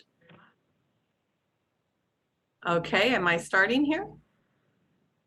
Okay. Yes, please state your name and affiliation, and you have 3 minutes to speak. Great. Okay, my name is Tara Reinertsen. I'm a naturalist and owner of a small business called Stepping Out, Stepping In, and we've been contracting with the Port of Oakland since 2010. Since that time, we've served 2,000 students a year at least, bringing kids mostly by bus. We also have volunteers. I have other naturalist staff who come out to the port. And it seems to me over the years, I have chosen to drive rather than ride my bike, even though I live about a mile away from the Port of Oakland, because of the unsafety of the access from West Oakland neighborhood into the park. So I echo what Stephanie Parrott was saying. The community needs to be involved, and I don't think it has been appropriately involved in these meetings. The bottleneck is that railroad section underneath. I'm very confused about this grade idea and going over the railroad. I think that potentially could be a great idea, but I'm hearing two things: lighting underneath the railroad area and then the grade over it. Which one is actually happening? And over the years, I've seen more than 2 trucks that exit the freeway and turn left towards 7th Street into the port, overturn and flip on their sides. That's a real dangerous spot there on Bay Street. And I'm wondering if that grade has been engineered so that trucks coming off the freeway have a nice, more gentle turn. I'm thinking that might be why they're thinking of that grade. Also, that tunnel can get flooded with water and tons of potholes that have given some of my volunteers flat tires trying to come to Middle Harbor to volunteer their time. So safety, not just for drivers, but also for pedestrians and people walking or riding their bike is paramount. Second question I have is about why is there not an idea for an access point to Maritime, maybe closer towards Target, that would connect more towards Maritime Street as the access point, and that connecting also to the Bay pathway, because West Oakland is really kind of cut off from all these wonderful points right along the Bay. So kind of curious about that as well. But again, thank you so much for your time. I really appreciate your efforts in making hopefully this a wonderful accessible park and waterway. Thank you. Thank you, Ms. Riverston. We'll go to the next public comment. Are you speaking to me? Ms. Margaret Gordon, West Oakland Environmental Indicators Project. Yes, Ms. Margaret, your audio is unmuted. Please state your name and affiliation. All right. Earlier Speak. today, I sent some comment to the BCDC staff in relationship to transportation-related air pollution, and from the port. I'm a former commissioner for the Port of Oakland for 5 years, and I am one of the founders and the co-director of the West Oakland Environmental Indicators Project.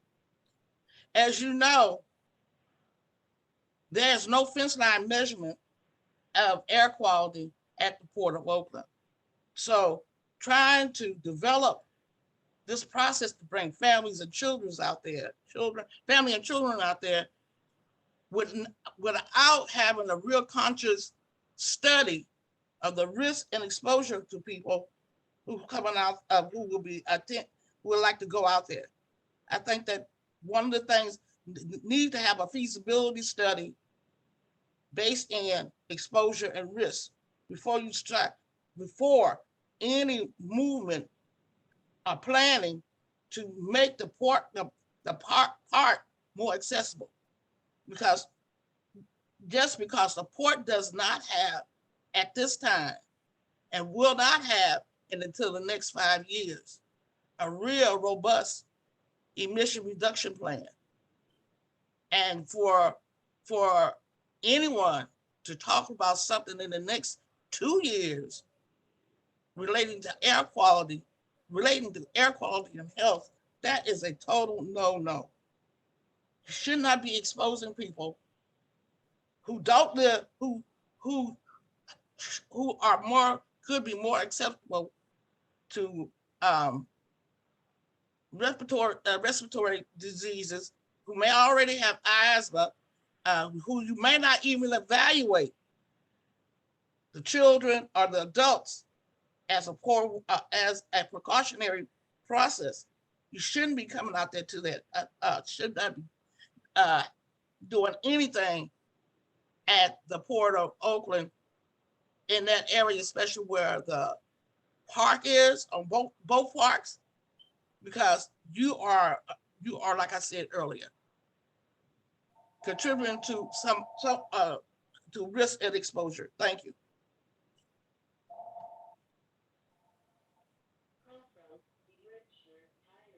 What's the suggestion of what we do with that land in the interim? Hello?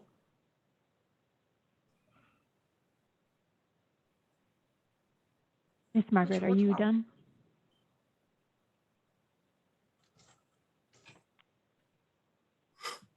Chair, we're done with public comment. Okay, thank you very much. And thank you, Ms. Margaret. I think we could hear very clearly your concerns. So thank you for expressing those.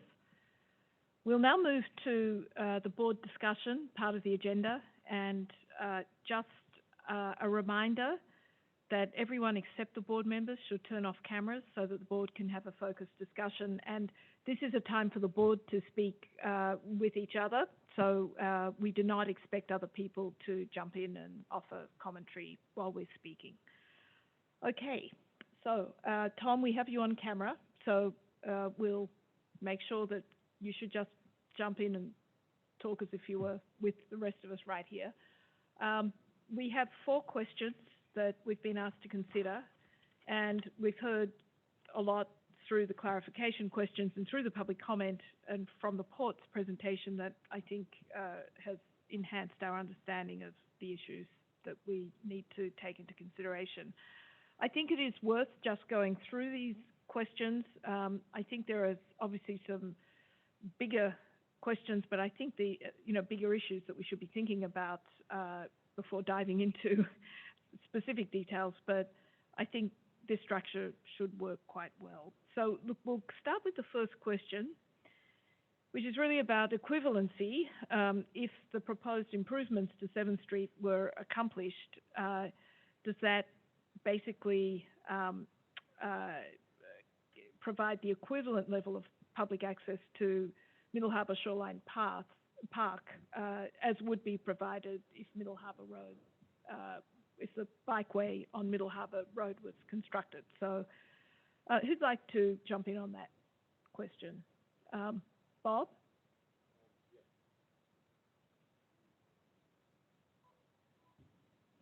Yes, Chair McCann. I have a couple of comments. First, I'm a little confused about the Class 1 bike path. I don't design bike paths, but the images and the conditions really don't seem very classy in terms of adequate access. And I guess the Class 1 is a separated, defined bike path, joint pedestrian, but it just didn't seem to fit that measure to me because of the narrowness and the poor lighting and the flooding and the crossing a major road with trucks and all that. So I'm just a little confused about this term of class one and whether or not anything's ever been implemented to a class one. The 1999 permit had a loop on 7th Street by the park that we previously discussed and along 3rd Street, but the proposal has no loop to the south. And so I'm just wondering if that limits the connection to the other city neighborhoods, you know? And then my third comment is the connection to the bridge in San Francisco to the north, I think is the bigger plan that I heard. Is that more of a regional priority than a local neighborhood priority? And so I guess in summary, I'm not really comfortable agreeing to drop the southern route without an assessment of, you know, having an equivalent or better access or actually having a full class one. So Bob, bike you know, access. yeah, look, if I can just try Yeah, and I'm done. summarize what Yeah, I'm hearing, yeah, though, yeah. you're saying from the materials you've seen tonight, Yeah. it's hard to say whether it is equivalent or not because there isn't sufficient detail and class one bike trail itself in the material you've seen because it's a very early in its design phase. Yes. It's hard to judge. Yes, that's fair to say, Yeah. yes. I agree. Stefan, do you want to just jump in on that? Yeah, so I went out there on my bicycle to try to understand what was going on. And I do agree it's sort of not for the faint of heart to attempt. I think it's a really important connection to make. So I'm really happy that this project is happening. I would say that setting aside like sort of safety and comfort, I wanted to think about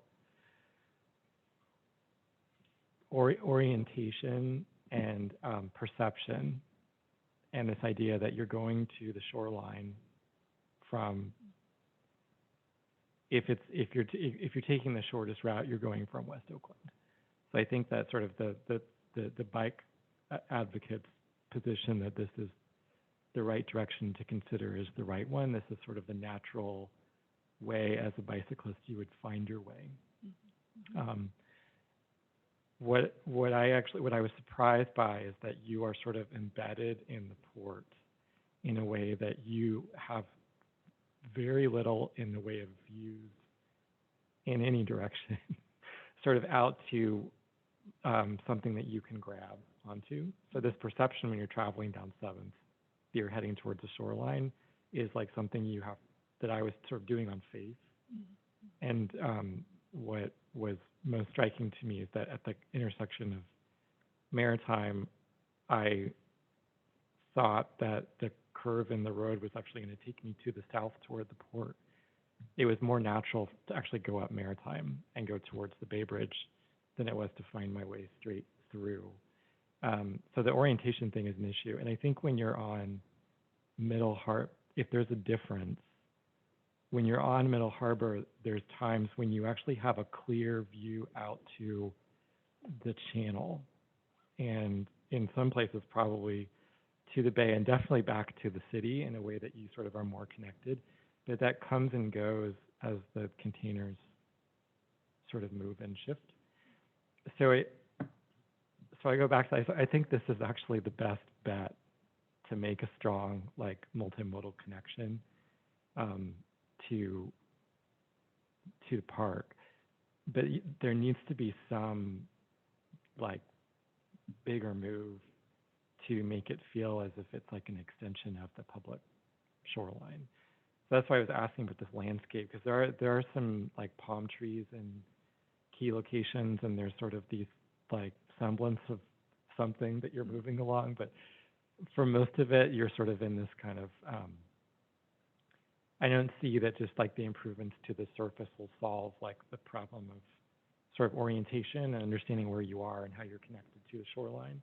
So it seems like whether there be like a consistent tree planting or like a string of pearls that would sort of help you just navigate that, and you would be able to differentiate that because it's not made out of the stuff that the port's made out of, which is sort of chicken wire and hardscape, and it's a rough environment to travel through. So if there was a way that you could kind of snake kind of a landscape program that would make you understand that the park and the neighborhood are connected, I think that would nail it. I still have some concerns about I'll stop talking after this, but let somebody else talk. I think the underpass is it's the natural way to go from a slope perspective, but I actually it doesn't appear as a bicycle facility at all, and I didn't take it because from an outsider, I was like, that's no way am I going to go. So, but it is, so I think it's practical. So I think this question about well, it would just be better if it was lit is, I would love to hear sort of, I don't think it's actually improving the public access, but at the same time, I'm also concerned that if there's a big flyover there that needs to get significantly higher than the railroad tracks. Right now, I don't think we have enough information to understand that actually would be any better.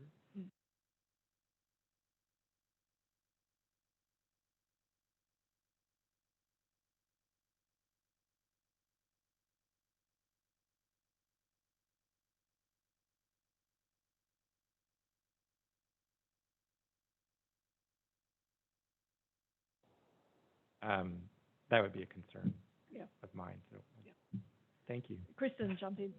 Yeah, I just wanted to build on that really great point about the visibility, invitation. I mean, my dad actually had a chemical mixing business on Wood Street right before the Cypress structure collapse, so I spent a lot of time as a kid in this neighborhood. And I do really understand the need for industrial areas to be able to function, especially as they are kind of increasingly consolidated into smaller and smaller areas of cities. And I think that the port serves a really important function regionally, but locally, the West Oakland residents have this huge thing next door, which is pumping out carbon emissions. And I think we heard, really eloquent examples of how this is impacting people locally and how they would love to be able to get to this park, which is really the only benefit that the port, I don't know about if it's the only benefit, but it seems like a major benefit that the port is offering to this neighborhood.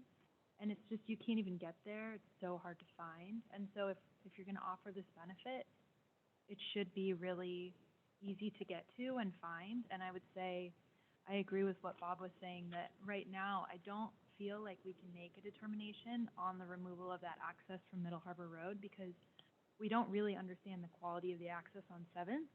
And I don't feel that we should allow that physical access to be removed unless the access is that's being enhanced is really high quality. And I think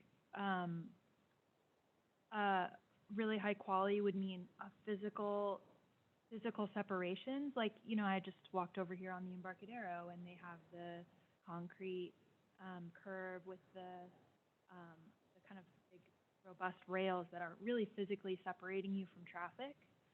I think that needs to be clear. I love this idea of, kind of a continuous landscaping experience, which helps make it much more visible. And I think, I just think if this is going to be the access point, it needs to be so much clearer, safer, and I think, the park merits that. These are excellent points, and I'd love to jump in, but I want to bring Tom in because, Tom, I think you and I might actually say similar things. So, Tom, can you jump in? I think so, huh?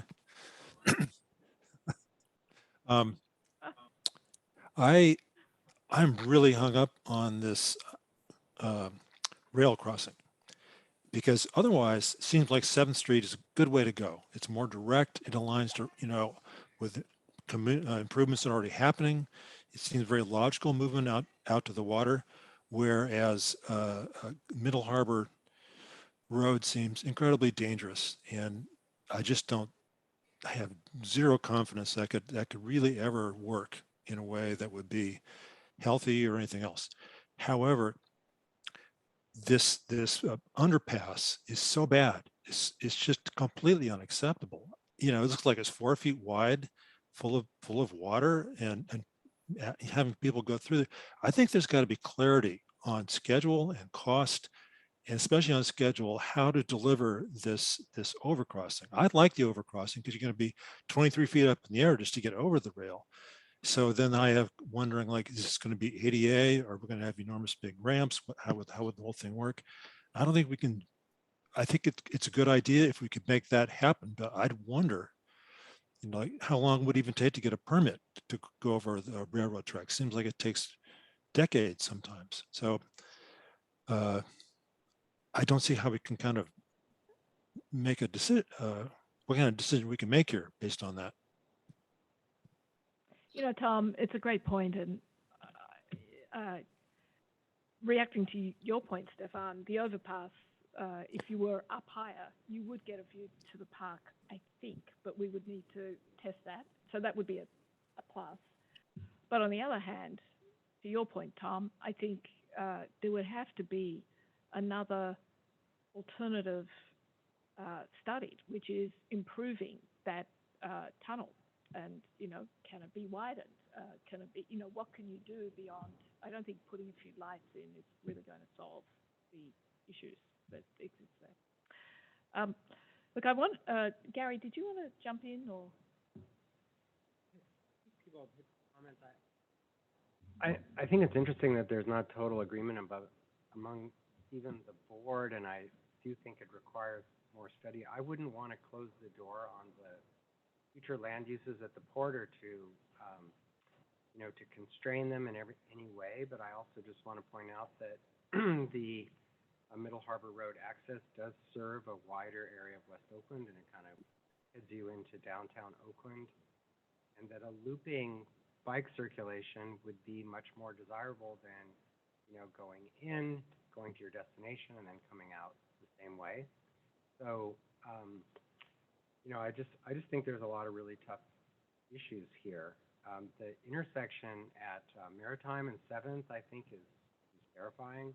If I'm thinking about the right one, that's where you go down, and yeah, it's so wide, and I think the wideness really encourages fast-moving cars, people to run lights, and I don't know how you felt on your bicycle going through there, Stefan, but I think that's just really scary. As one who also does a lot of cycling in the Bay Area, I think that's pretty much what I have to. I'd just like to make a couple of comments. That's great, thank you. And I think these comments are really inspired by a couple of things that have just been mentioned, but also by the public comment, which I think has raised some really critical issues. And I think to be able to really evaluate whether the 7th Street access is going to be adequate to meet our objectives at BCDC, to maximize access, in this case, to the park, going right back to the original permit. So to be able to say, let's let go of Middle Harbor Road and let's go with 7th Street, which initial consultation seems to be indicating that, that could be the way to go. But it seems like we need a much bigger vision associated with the 7th Street plan. And, I would love to see something, instead of seeing the plans where, the segment just goes, with the view that we're seeing right now on the plan. I would love to see some type of further impact. We've heard from residents living in West Oakland, how bad the pollution is. Could there be a much more comprehensive approach? If we're going to drop one leg of a bike access trail out altogether, should we be trying to draw the image of, or draw the sense of the park right back into the Oakland neighborhood? So picking up on this comment about landscape that Stefan made, is there something that, should we be looking at 7th Street in a comprehensive streetscape way, with design, with art, with maybe super graphics on structures that all start to tell a story about getting to the park? And could we even draw back into the neighborhood more street tree planting, some sense of enhancement that really starts to give the neighborhood something back, as well as making it very clear that 7th Street is just a place you want to gravitate to, and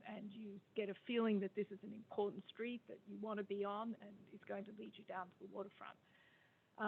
I think it's difficult to evaluate whether that type of vision is embedded in the material that we've seen so far. It's just too early. And I think the amount of outreach is not really sufficient to make me feel confident that we've got, that we could say that this is definitively the best way to go at this stage. Does that sound reasonable? Tom? Any more thoughts, Tom? I think you put it well. I just agree with that whole statement. I think it's got to be a landscape corridor. It's got to transport you through all this other stuff and feel like a nice place to be. Yeah, it just needs a comprehensive design. Yeah. Yes. I also think, thinking about Howard Terminal and that a large density potentially of residents living at the end of the eastern end of the port, and their potential desire to navigate Middle Harbor Road to get to the Shoreline Park. I was also wondering if you looked at a slow streets closure maybe for weekends or something like that, where for these recreational uses, you could just take advantage of the fact that the port does shut down. Maybe there's some way to think about that. And I think specifically, it would be good to understand, who the potential users are and what would make them feel safe. I think it'd be really helpful to see full street sections for the design of these different segments, just to the point, the whole street, what are the widths of the bike lanes and the paths and the buffers in the entire street section. And then I think for the community outreach, it's really important to have those be illustrative and be intelligible to the community in a way that doesn't require you to understand technical drawings. I know that that's coming as you guys hopefully work on the design a bit more. But also understanding how this all connects into the existing bike network in West Oakland, because there is a really robust and well-used network in West Oakland. And I think understanding how this would work with that is important for the whole. Look, I'm really glad you've brought that up, because I do think that given the fact that the bike usage tends to, is mainly on the weekend, there could be a very innovative solution, which is a bikeway that is not operating Monday to Friday, but can operate, and even if that's a simple striping on the road, or maybe it's simpler, I'm not sure, but is there another way to imagine the Middle Harbor Road bikeway so that there could be people could enjoy that on the weekend? Or do you just let people ride the street anyway because there's not much traffic? But again, that you really want to get a little more research, a little more understanding of what the patterns of usage could be there. So yeah, great point. Thank you. Look, we haven't answered I'm just looking at the other questions. We haven't answered these precisely, but I think there's a stopping point in a way as to how much specificity we would want on some of the other questions without understanding a lot more about 7th Street. So if we're just looking at the other questions, is there anything anyone wants to bring up in relation to the other questions that we haven't touched on? And well, just one quick thought. It was kind of a question for other people, but even though when you're on the Middle Harbor, even though it may not be fantastic views of the bay and all that, I think you have like a bigger sky in a sense that the bay is out there somewhere, and people I think are very interested in the port and what's going on there and all the industrial activities. So, in some ways, it's more associated with the bay than 7th, which, like you say, Stefan, it feels like you're kind of running the gauntlet and you're just hoping that you're headed in the right direction, that the bay is out there somewhere. So I'll just leave it at that. Yeah, and I'm just looking through each of the other three questions. I think we've made sufficient comment to be able to tie those back. I don't think we need to look at them each. Andrea, are you comfortable with the feedback? I think so, but I also think we should hear from the port and if they have any questions or in their sort of comment, A like brief response. their from the port? response. Yes, Yeah, yes. they may have additional clarifying questions. Yes, no, So- we should definitely do that. Yeah. And yeah, so a brief response, and then we'll wrap up this item. Yes. Yeah. Okay, so who would like to respond? Sorry, I just wanted to note that Tom has his hand up. Do you still have comments to make? Just super quick following up, Gary. Yeah, I think whether you are in agreement with using Middle Harbor for bikes or you think it's bad, I think until you can answer the fundamental questions about the 7th Street corridor, you should never let that go. It's something that exists, so you got to have a better answer on 7th Street to even consider letting that go. Thank you, Tom. Okay, so we'll now move to the next segment, the next item on the agenda, which is the project proponent response.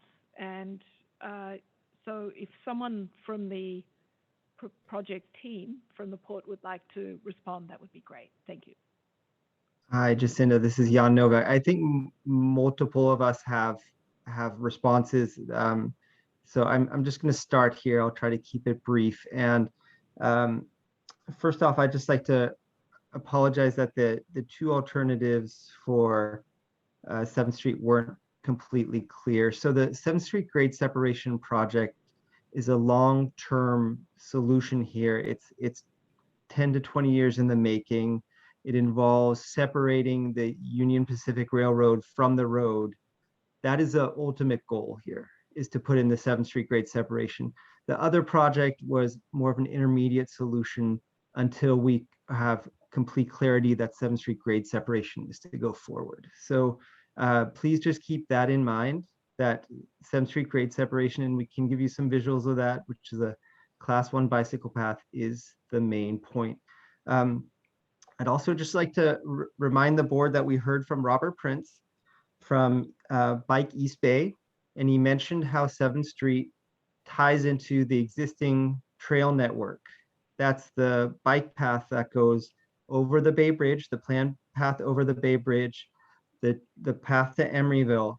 I understand that some members here on the board think Middle Harbor Road is, you have a little more sky. It's nice to check out the port, but the point is here, we want to connect to a bike network. And even when you're driving to the park, you don't see the park until you get there. It's a place that you're aiming for. It's not something that you see along the way. There's, it's a little bit challenging in that regard. Again, this is a very unique situation where you have a park deep within an industrial area. So I just wanted the board to keep that in mind. And I think Robert Prince's kind of response here carries a fair amount of weight. That's all I have to say. Thank you. Yeah, I'll pick up Thank you next. very much, Jan. Sorry, just before we move to anyone else, I think, Jan, you've given an excellent response. We're mindful of time. We usually just have one person speak. So if someone else wants to speak, it needs to be very brief. Richard, would you like to speak? Yes, thank you. I think just in closing, we really appreciate all of the feedback from the Design Review Board. And we will take all of your comments into consideration. We'll be discussing them with BCDC staff, but certainly we've heard the main ideas that the DRB would like to understand the larger network, the larger context, why the port is focusing its attention on 7th Street, the relationship between the interim project that Jan described and the long-term project. So I think we've heard really superb feedback again from the DRB, and we appreciate all of your comments. Richard, And thank you very my much. last comment will be, that we have some corrections for the record about how some things have been presented. Not from an antagonistic perspective, but we just want to have the opportunity to provide the full kind of evidence of how we're thinking about these three projects and Middle Harbor. And so we'll put that in writing to BCD staff, and we'll entrust that we'll disseminate those writings to you. Thank you for our time. Thank you very much. Thank you very much, and we'll look forward to that. Appreciate that comment too. And look, I would like to say how much we value the public participation in this item. Everyone who spoke contributed really invaluable insights, so thank you all. I think that concludes this item. I think from the board standpoint, we would like to see it again to understand better what the specific nature of the proposals are for 7th Street and all the other information that we discussed.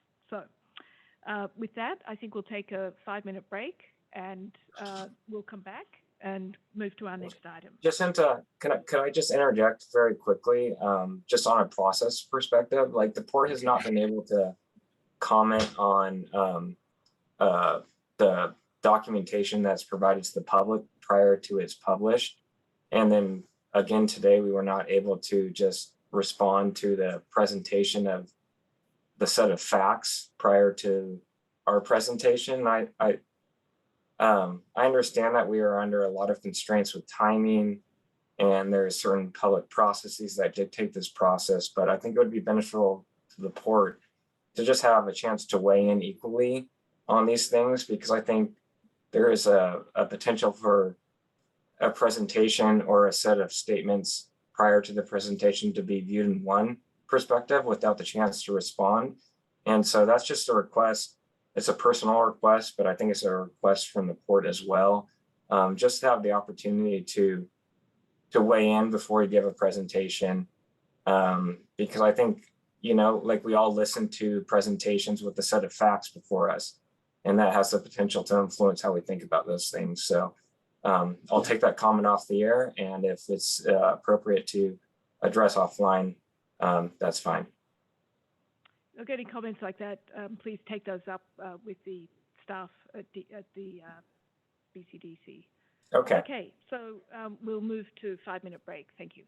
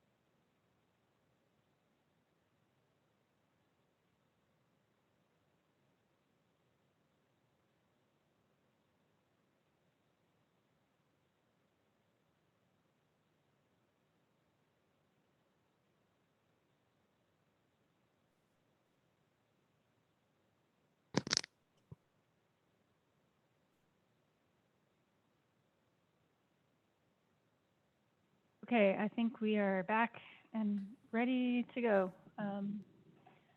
So I think we're going to hand it over to Shruti to do a staff introduction.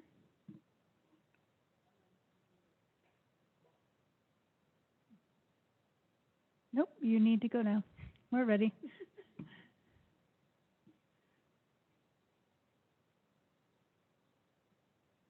So this is the first review for 10 Twin Dolphin Drive in Redwood City, Redwood Shores. Shruti Sinha is the project analyst. She is getting her screen share set up, and I am filling time.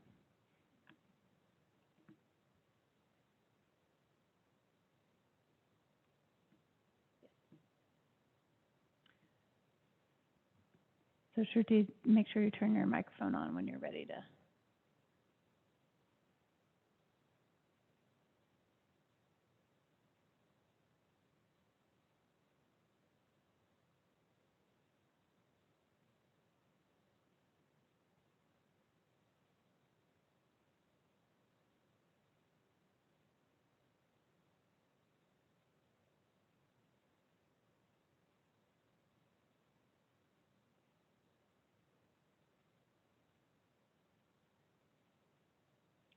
The trick of presenter view and not presenter view in PowerPoint, on Zoom, and in a room.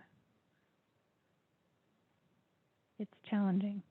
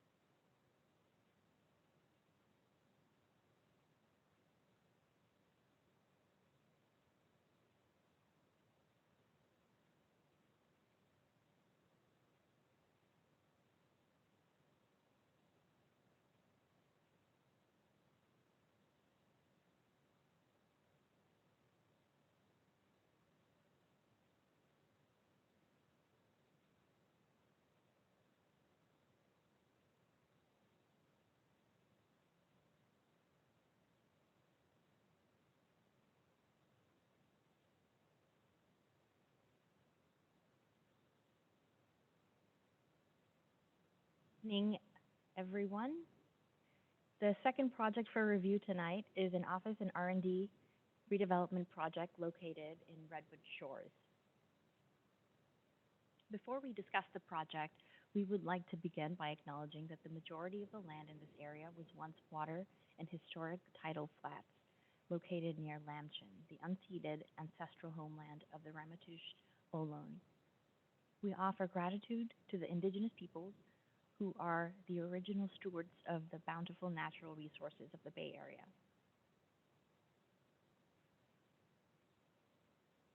10 Twin Dolphin is a former Oracle campus located in Redwood Shores in San Mateo County. The site is adjacent to the 200 Twin Dolphin site, which, if you recall, was presented to the DRB earlier this year in May.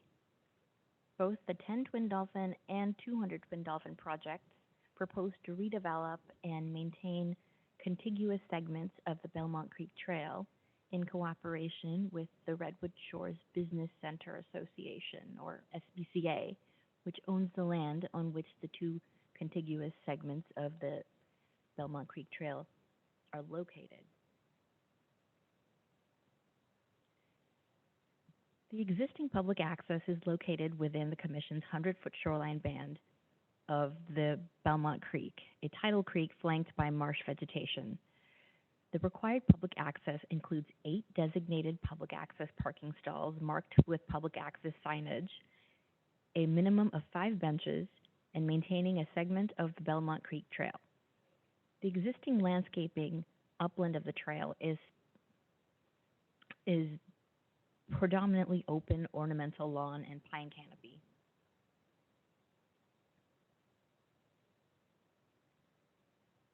BCDC staff visited the site in May of this year. These are photos taken on that visit. Photos 1 and 2 show the typical condition of the Belmont Creek Trail along the western edge of 10 Twin Dolphin.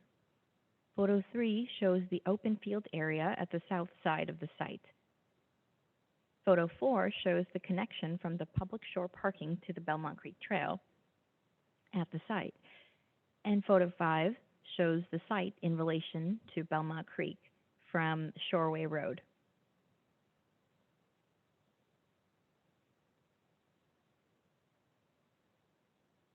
This slide provides some regional context for parks and public access areas. The existing Bay Trail alignment is shown as a thin, dark green line, and other local trails are shown in gray. Nearby parks and open space are shown in green.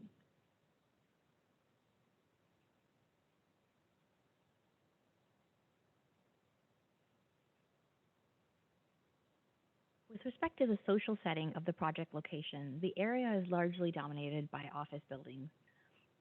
And BCDC's vulnerability mapping tool, which is based on 2020 census data, shows the project as having moderate social vulnerability associated with lower contamination vulnerability. The social vulnerability indicators in the 70th percentile are people with no vehicle, people with a disability, people of color, people with limited English proficiency, and people with very low income. Note, however, that there are some areas to the west and southeast of the project site that have high and highest social vulnerability. Demographics for these areas include children under 5, people over 65 and alone, people with no high school degree, people with limited English proficiency, people who are not U.S. citizens, and people with very low income. Moving on to sea level rise, I note again that the Belmont Creek is a tidal waterway, and using current site elevations, this map shows what 24 inches of sea level rise would look like if the site remained unchanged. The 24 inches of sea level rise for the low risk aversion scenario is equivalent to a king tide in 2050, which shows no flooding on the site. For the medium to high risk aversion scenario, 24 inches of sea level rise is equivalent to the mean higher high water level, which would also not cause any flooding on the site. This map shows what 66 inches of sea level rise would look like at the site if unchanged. 66 inches of sea level rise for the low risk aversion scenario is equivalent to a 5-year storm plus sea level rise at the end of the century, which shows some flooding and overtopping over a large portion of the site. For the medium to high risk aversion scenario, 66 inches of sea level rise is equivalent to the 100-year storm at mid-century and mean higher high water in the year 2090. The San Francisco Estuary Institute Adaptation Atlas identifies this site as a tidal marsh area.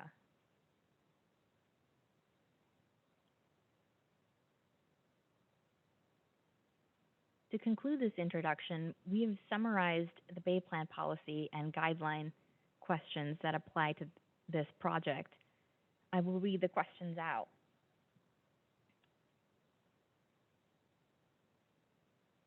How does the project proposal result in public spaces that feel public? And does the project proposal allow for the shoreline to be enjoyed by the greatest number of people? Are the public access improvements commensurate with the proposed density increase on the site? Are there additional improvements that could improve the public access experience? Are there additional considerations to improve the view corridors to the slough from the adjacent roadways?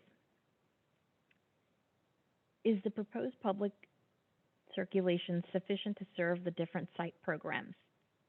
For example, office, parking, childcare, public access.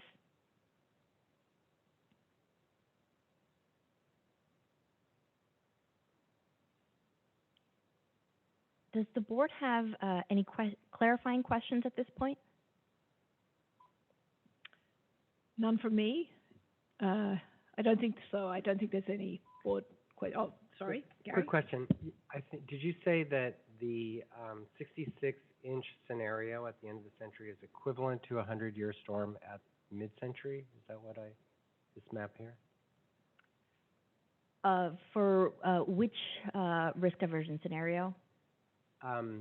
So for 66 inches of sea level rise for the low risk aversion scenario is equivalent to a 5-year storm plus sea level rise at the end of the century, which shows some flooding and overtopping.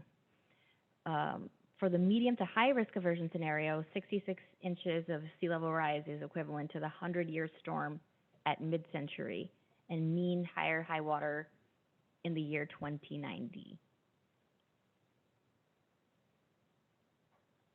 Okay. I'm not sure I totally understand that. But why is that a 66-inch scenario at mid-century? So it's total water levels. So 66 inches of total water level is a 100-year storm with 24 inches of sea level rise. Got it. Okay. So 24 inches of sea level rise at the medium to high risk aversion is roughly mid-century. Okay, great. Thank you. Yeah, go ahead, Bob. Hi, thank you for that introduction to the project. Has the applicant or anyone provided information about the creek as a potential flood source or address rainfall runoff from other areas? The viewer analysis and the information I've seen is based on the bay water level plus sea level rise or with some sort of, recurrence interval high water level event. But there's also, this was a creek, and there must be drainage from these areas that have to go somewhere. So I'm just wondering if anyone's looked at that as an alternative flood source. Well, we can let the project proponents respond to that in their presentation. That's fine. Yeah, I was going to ask that question then, but I just didn't know if they had provided you any information. It sounds like they have not. Well, in addition to what the project proponents are going to explain today, we also have sea level rise risk assessments from the other project, the 200 Twin Dolphin. So they're further along in the permitting process, but I can't remember exactly what the risk what the risks identified were, but in terms of their datums that they used, I believe they used FEMA's datum at the San Mateo Bridge. Okay. Thank you. Appreciate it. Thank you.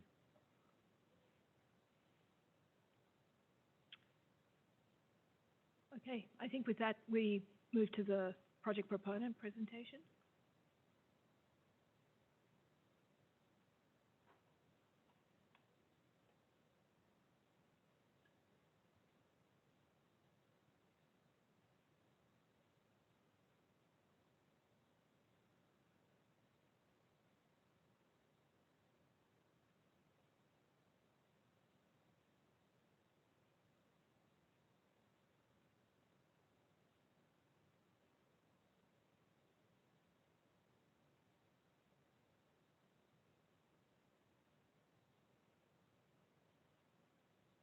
Well, thank you very much, and good evening, board members. My name is Marin Gertler. I'm SVP of Development with IQHQ. I'm joined tonight by Carrie Agazi, Director of Development with IQHQ. IQHQ is a premier life science real estate company, and one of the elements that make us special or that we focus on are large-scale projects, and that makes us very well-rounded to know how to deal with adjacencies of streets and open space, and we have a lot of precedent knowledge in that. We're excited to share with you what we've been working on at 10 Twin Dolphin. We've also brought with us and joined with us our integrated landscape and architecture team represented by Rios here tonight with Nate Cormier and Elizabeth Burns, and Sherwood, our civil engineer as well. So we hope we can answer all the technical questions that we can related to sea level rise and water. I'd also like to thank Shruti and the BCD staff for their thoughtful review throughout the length of this project. Excuse me, my eyes got a little tired through the last one. Next slide. I'll try and keep this brief because we just looked at this slide, but I would like to highlight, obviously there's a greater network of open space and trails that we've looked at on a more regional, but as we zoom in on the more local map, there is the existing Bay Trail, which is to the right of our project, which is in yellow here, represented by the yellow triangle, which is approximately 15 acres. And that is the primary trail. And then we're bordered on the left side, adjacent to the creek, by the secondary Bay Trail. Our project proposes, excuse me.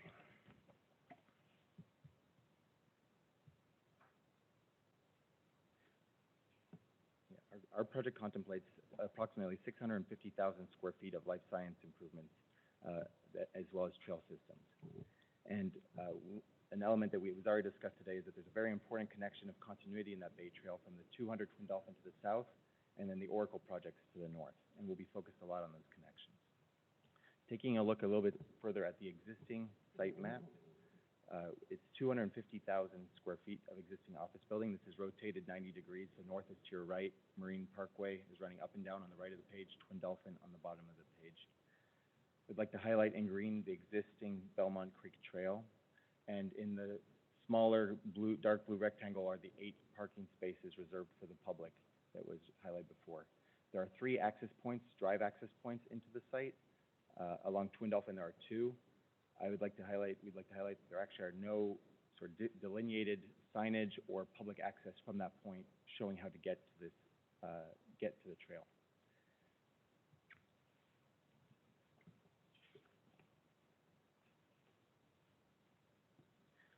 So when we look at this, I mean, we think there's a lot of opportunity. We looked at a few existing photos leading up to this. These are 2 that we think represent typical conditions throughout here. There really is an existing office building surrounded by a large sea of surface parking stalls, relatively minimal landscape. I think we've actually counted a handful of benches and trash cans here. It's safe, it's maintained, but it begs for a lot more. So in connection with our A&E team and what we've heard from the city as well as community outreach, there are 3 primary elements that we want to focus on. One is really improving those connections and access, both in quality and quantity.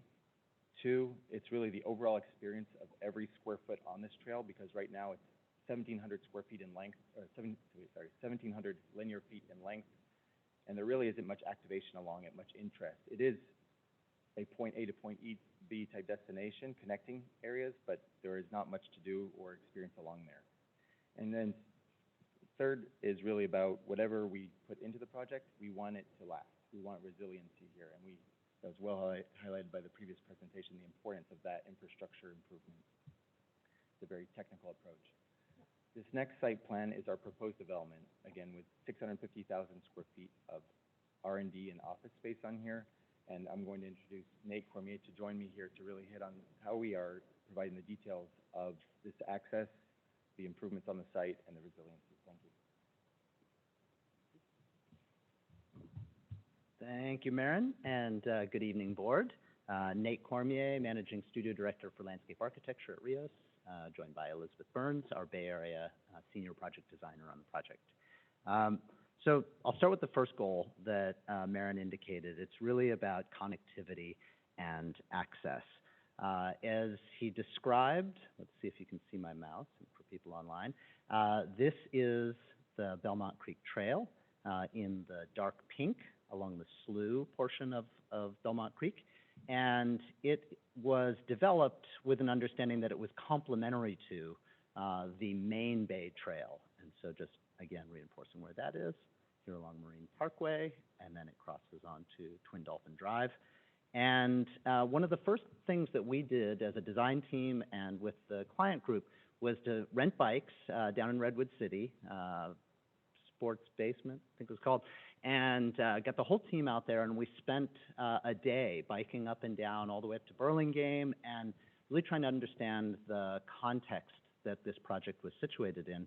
And we came to an appreciation that it's not just about the main trail, but it's really this collection of delights and discoveries, these diversions that occur and really form a trail network. And that became, for us, a critical recognition that this project had that potential to make one of these places that would make someone want to use the whole trail system, and it's a destination as part of that larger system. And so I'll highlight a few more aspects of connectivity and access that we developed. The two big blue dots, those are our gateways at the north and south ends of the Belmont Creek Trail. On the right, at the north end of the trail, this is the trailhead opportunity to really invite someone in off of the main Bay Trail as someone might be, traversing the larger Bay system. We'll get into some more detail when we blow up some plans, but really we have a number of methods that we use to improve the connection, the visibility, the access from the main Bay Trail to the Belmont Creek Trail at that location. And then at the south, on the left side of the plan, that is our point of connection to the project that you recently reviewed, the 200 Twin Dolphin. And it's also a place where we're concentrating some of the amenities that will help make this an important destination. So that was the first goal, was simply how do we make this much better connected? So it's those trailheads at the end. The yellow dots that you see are also important connection points, other locations where you can get off the main Bay Trail and move through this open campus to the shoreline. And collectively, we think this is going to be a place that pedestrians, bicyclists, people who want to experience Belmont Creek will have greater access to. And so what are we offering once we make it available, accessible, inviting? What's the there? And that's that second goal that Maren alluded to. It's really the improved visitor experience of being at Belmont Creek. So it's, better signage, it's better materials, more robust plantings, places to sit and enjoy the views, interpretives. We've got a nature play area, picnic areas, all of those kinds of things that are going to give you a reason to spend time at Belmont Creek. And then, of course, the third point that Maren introduced is we're going to make all these investments, invite the public to enjoy it at a higher level. We want to make sure that that investment is protected into the future. And so the project is really designed for resilience. The levee will be raised, the trail on top of the levee will be raised, and we can get into all the details with Sherwood. Cody and Eliana are here representing them, and some of the rest of our team is online as well. In terms of the project today, or when it's built, is intended to satisfy that mid-century recommendation that we've been working closely with your staff to understand. And then the project also has been configured to anticipate the future improvements that might be necessary in order to get the project to be resilient all the way to the end of century. So the project as proposed gets you to mid-century, but with the space available, and I believe the rest of the package that we won't go through today shows you the sections and plans for how the project would be configured to satisfy those needs into the future. All right, so from some more specifics here, from a vehicular perspective, the project maintains the main access off of Twin Dolphin. So if one was currently visiting the site and using those 8 parking spaces, and they're used to going to a certain place, we wanted to maintain that continuity for visitors, so they will continue to understand how to get to that location. But for everyone else, there's going to be much improved signage. We'll be using your standard public shore blue signs, and the campus is intentionally shaped so that, and we'll show you some eye-level views, but in order to draw people through the campus to the shoreline. So you're seeing that riparian vegetation and you're drawn into the campus to enjoy that. And you know, what we've learned with staff is that this parking is really important. It's not just the people using the creek trail, but this is also important parking for people who want to then get on the main Bay Trail. And so in light of the increased use and the broadest possible public we can have using this, we have proposed an increase in the public dedicated public parking from 8 to 20 spaces. And so that's indicated by that orange band along the creek trail. So along the length of the creek trail and all of the publicly accessible areas, we're also proposing robust enhancement to the planting. We've been studying BCDC's shoreline planting guide, which includes lots of great recommendations for native and adapted species. And we recognize that connecting people to this regional flora is going to be great for the visitor experience, but also an enhancement for local wildlife. The trail zone itself, that yellow band that you see along the creek, is going to feature native grasses and sedges and wildflowers. And we're looking at a tree canopy of California oaks, sycamore, and bigleaf maple to infill. We'll show you when we zoom in some of the existing trees versus proposed trees. There are a number of eucalyptus, pines, and some other more ornamental trees that exist there today, but weaving in this native layer as well. And then on those surrounding trailheads and streets, we're proposing a native pine and oak mix to characterize the canopy. All right, so now we'll zoom in a little bit and take you on a tour of the shoreline portion of the project. So we are here located at that north trailhead. If you had just gotten off of, I'll do my best to trace this here. So let's say you came in on the main Bay Trail, you've crossed at the existing crosswalk. Currently, there's only a 5-foot sidewalk along Shoreway, which is a little thing that goes on to Marine Parkway. And so we're widening that to 8 feet. We want to bring it up to the same dimension that we're proposing along the creek trail, and that's also consistent with the other project that you reviewed. So 200 Twin Dolphin, 8 feet. We want to maintain that 8 feet, bring it down the sidewalk all the way until you make that connection to the main Bay Trail. We're not able to bring that inboard because we are trying to protect a number of existing trees, but we've been studying it with our civil team, and we think we can at least get from the existing 5 up to 8 feet for that trail connection. The existing termination of the trail brings you right out. This is that kind of wide flared, it's almost like kind of a maintenance road feeling up here. And so what we've proposed is creating a more intimate human space that you can get to sooner and brings you through the grove. We'll have ample wayfinding signage, places to sit, have lunch, outdoor meetings, tables, make this something that's a lot more inviting as a jumping off point to the Belmont Creek Trail. And of course, robust, native plants, grasses, wildflowers, overlooking the creek and slough environment. And this is then a rendered view from that north trailhead.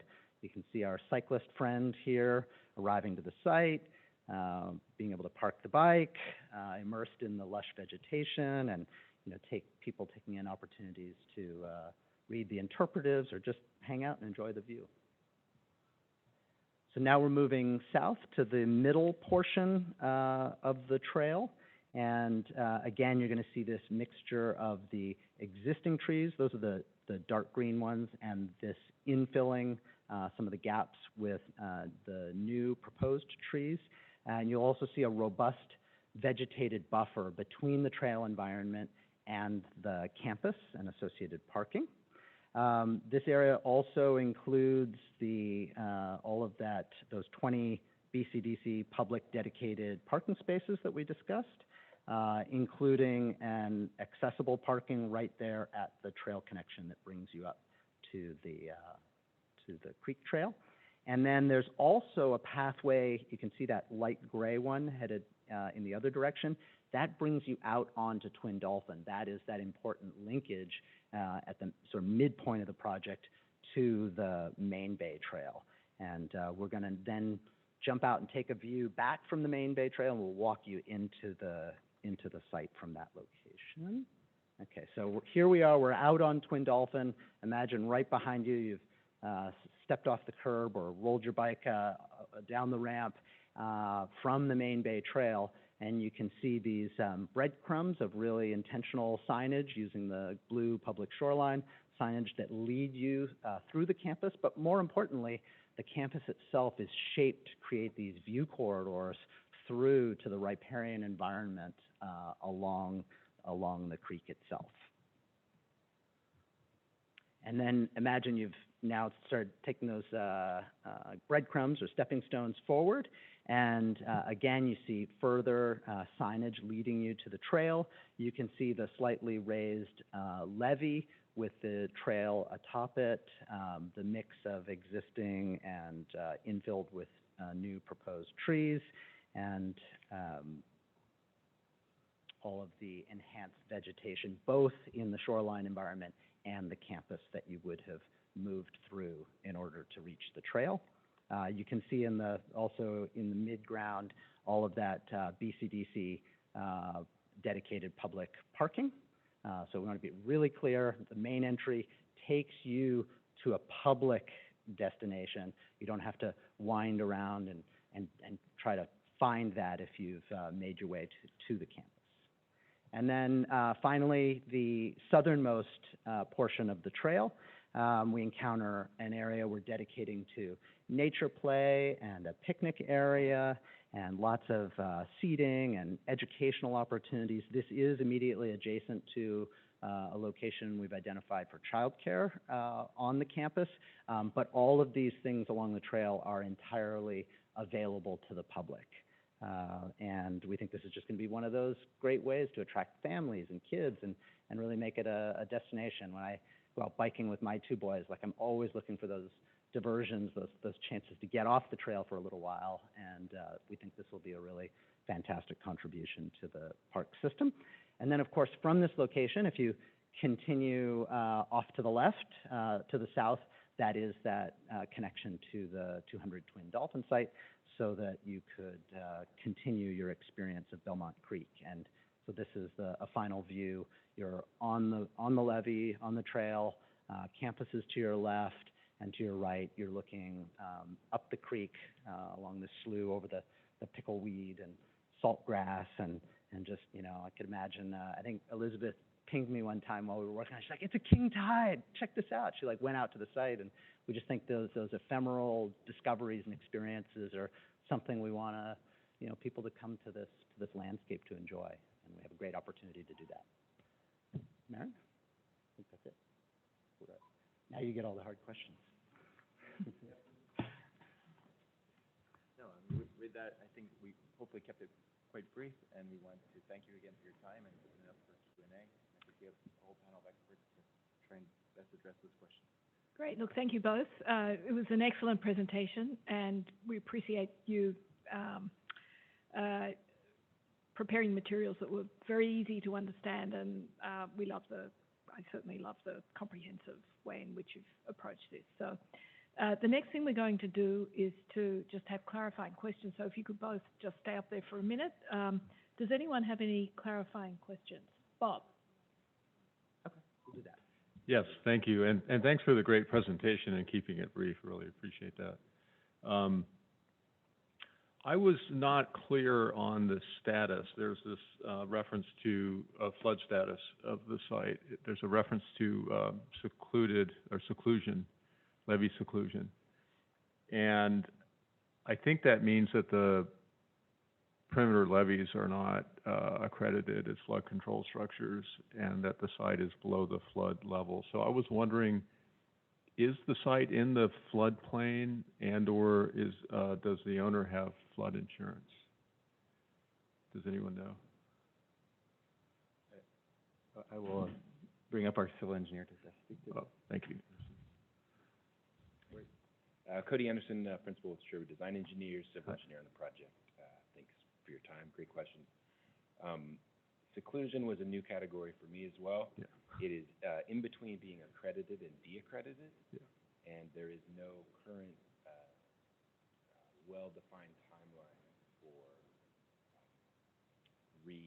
certifying the levies until, when it's in a state of seclusion, it is still enforced as if it's an accredited levy by the floodplain administrator.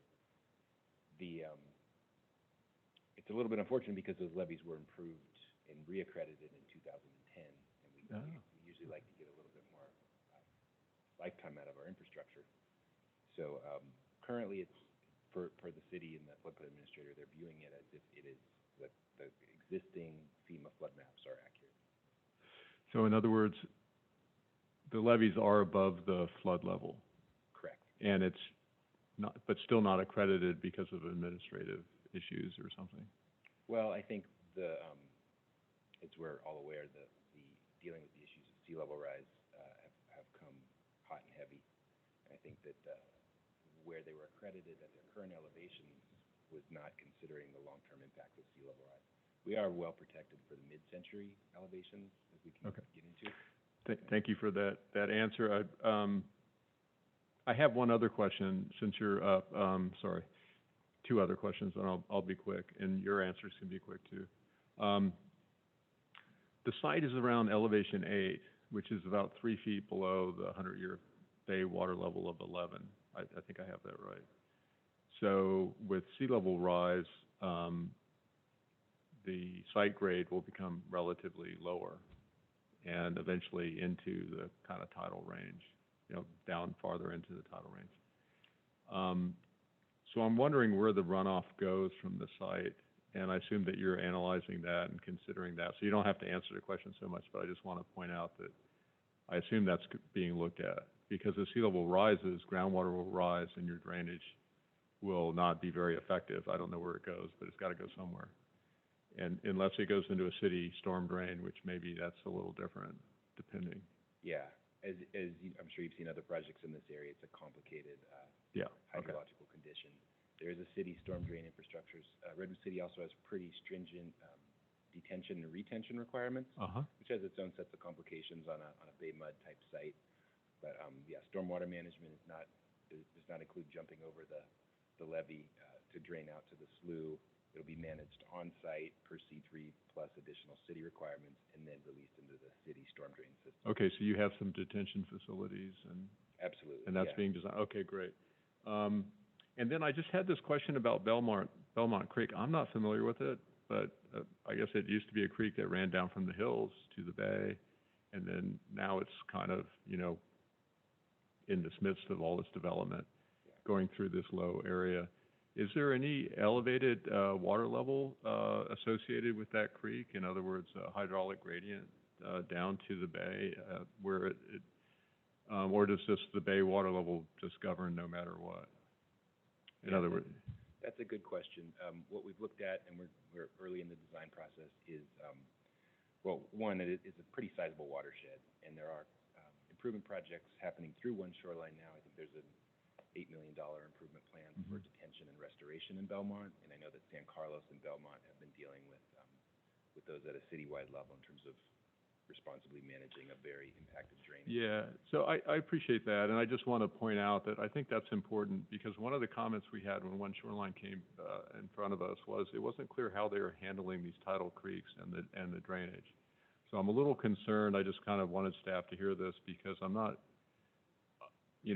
sure exactly how the flood protection will actually work. And I'm just not sure exactly what one shoreline's going to do and how much we should count on that, although I have a lot of faith in them. So anyway, I'll just let thank you so much for that. I'm sorry for the long discussion and to delay this, but I'm satisfied. What's that? Did I answer your question? You did. Thank you very much. And yes, thank you. Appreciate it. Thanks so much, Bob. Any other questions? Kristen?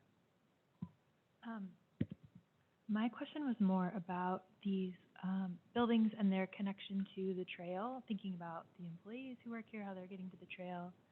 I see that there's a podium between this kind of office campus. I assume that's parking underneath or loading or something.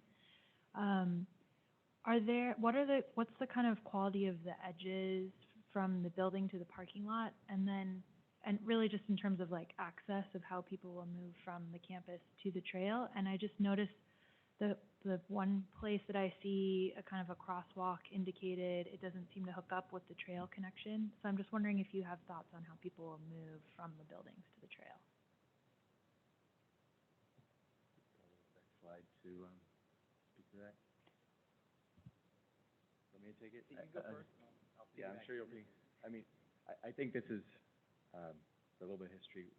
Well, we felt that Rios did an excellent job of considering this as sort of a landscape first site when they looked at this, and they broke the site into 3 smaller buildings as opposed to one larger building in here. And yes, you're correct, there's a landscape podium, but we were very careful in trying to maintain what we call these touchdown points, where the landscape essentially folds up onto the podium to try and conceal from as many frontages as possible that edge that you're describing. And then furthermore, at grade, we think it's a great opportunity to actually plant mature trees and get that in the as a natural edge, and actually get as much mature trees through the parking to screen there. To answer the question about access, if I can use the pointer, one of the first major touchdown points is here, as my cursor is showing. So understanding that a large number of tenants, employees would park here, there would be a crosswalk that would take them across and up here through an ADA compatible sloped walk or ramp and stairway system. There's a secondary one right here in this node. And this actually allows for a sort of a faster drop-off loop if someone wants to do that through here. And then we're contemplating a couple other moments within here. There is a moment back in here where there's a stair and elevators contemplated. And this one we're analyzing whether it actually makes sense, because that is where the loading dock is. But we are continuing to analyze that. So we believe, it's a very porous site overall from that point of view, where there's a lot of choice for how you get up onto that podium and back down.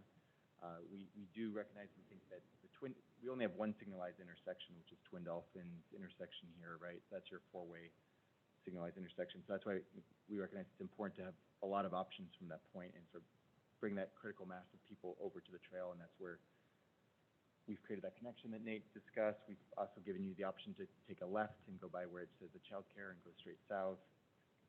So I think that's how we believe we're successfully responding to that.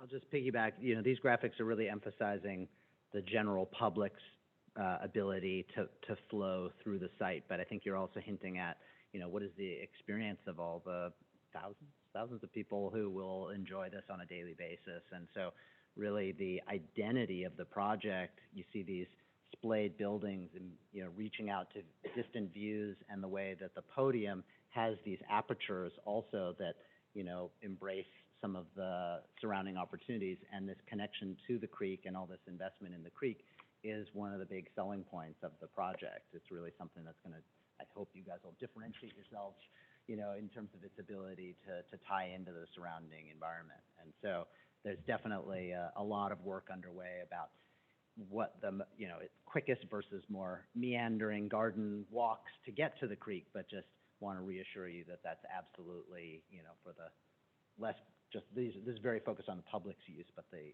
private use is also very much intended to leverage all of this investment in the creek environment. Any other questions? I have a question. Tom, Tom, go ahead. Yeah, I'm looking at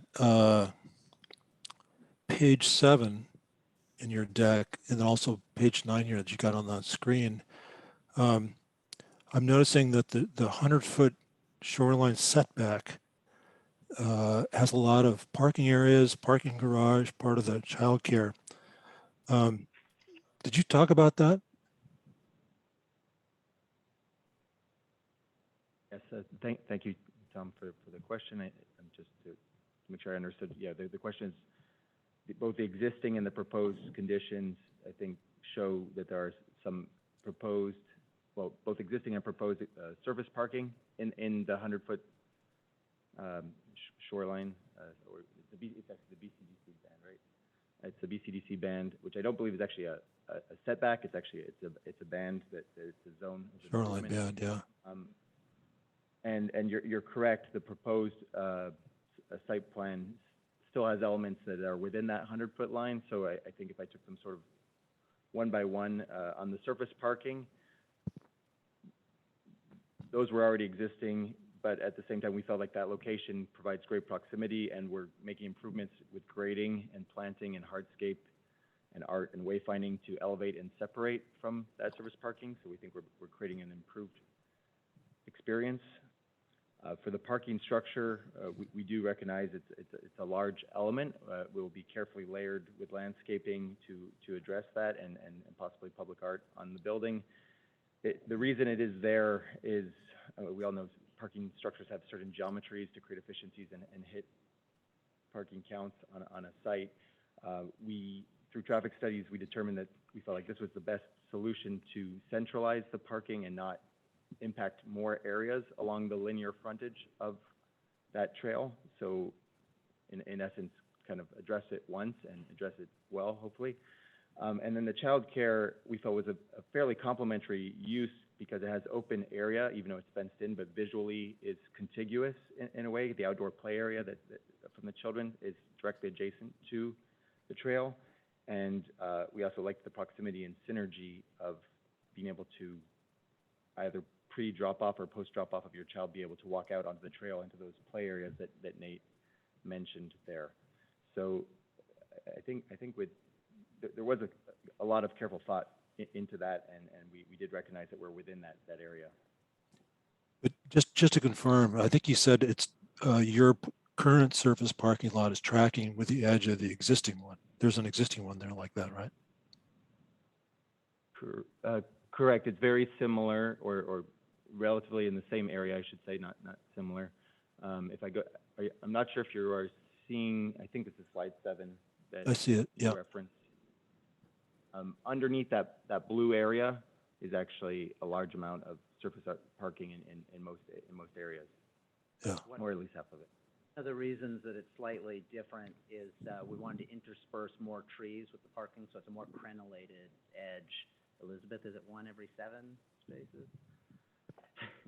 Something like that. But it's a little slight modification that we're not pushing deeper into the existing green space, but we're kind of making a more meandering edge to it. I think I'll also just mention, because I think it's easily missed, is while our property line is on the existing slide, that dot dash line here on the edge of the light blue, and then there is we're improving well into the SBCA lot beyond the property line, which is up to the high floodplain mark. So even though that's not part of the BCDC easement per se, we're making no distinction. So the site area that we're improving is more than double actually what is the easement, to make the path and the overall trail system and that grading feel like one greater improvement through there. So it's not going to feel like you're sandwiched in this little narrow area. You're going to be adjacent to an overall ecology and grading system there.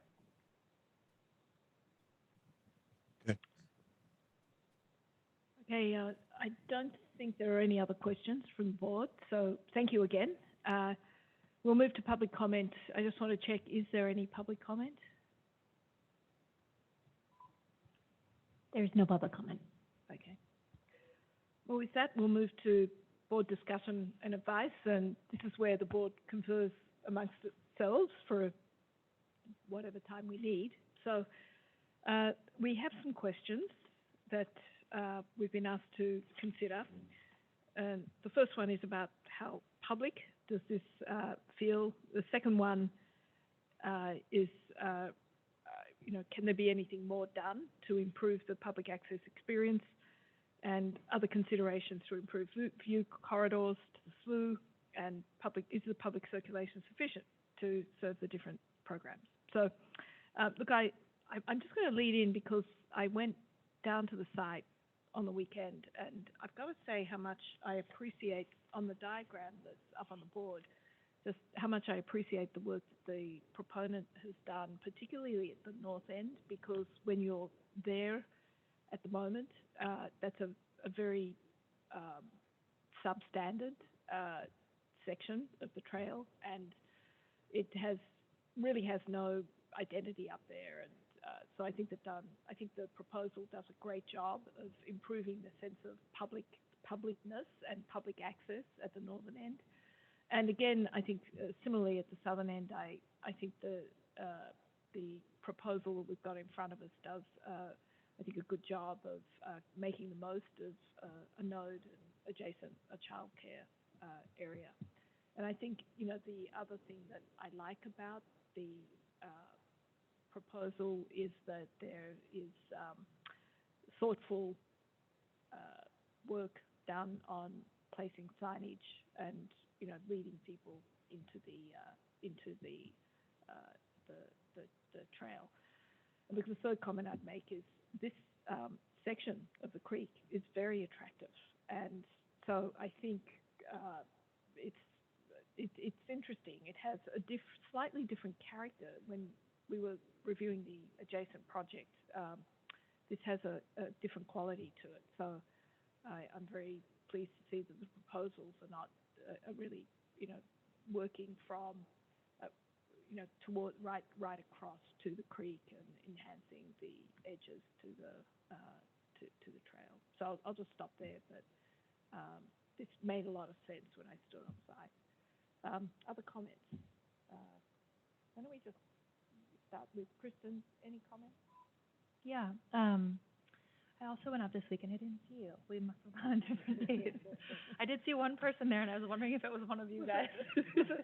Was it the man sitting in the parking lot?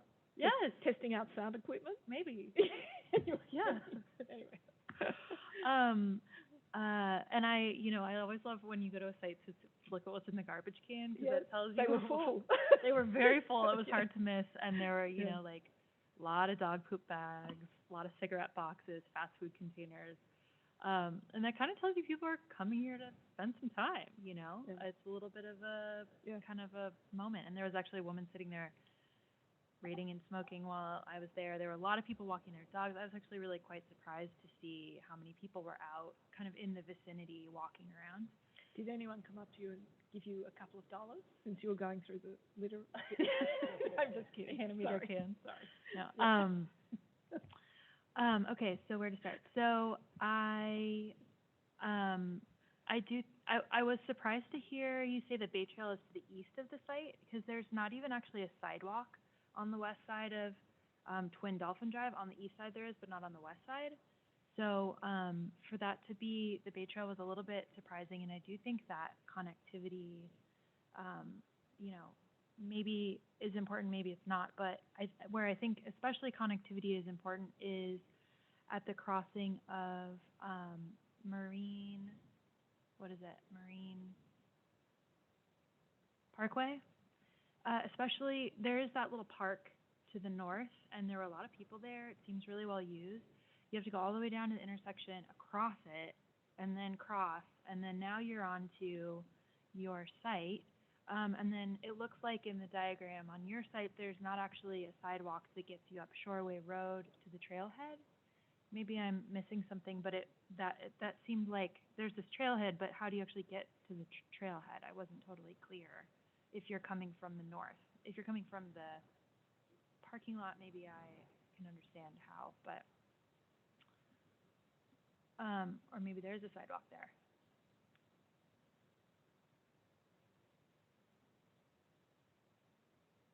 There it is. Okay, I see it. Yeah, thank you. Okay, that's helpful. Okay, in terms of connectivity from the site to the trail, I think you kind of got this as my question. I think there might be more opportunities there to make connections between that kind of great little campus space you're creating and the trail. To one of the point of one of these questions, you know, there's going to be a lot of folks on the site, and this trail is an opportunity to create a really wonderful open space amenity. It will probably be the most activated by employees during the week for certain. So making sure that there's kind of clear connections there. And then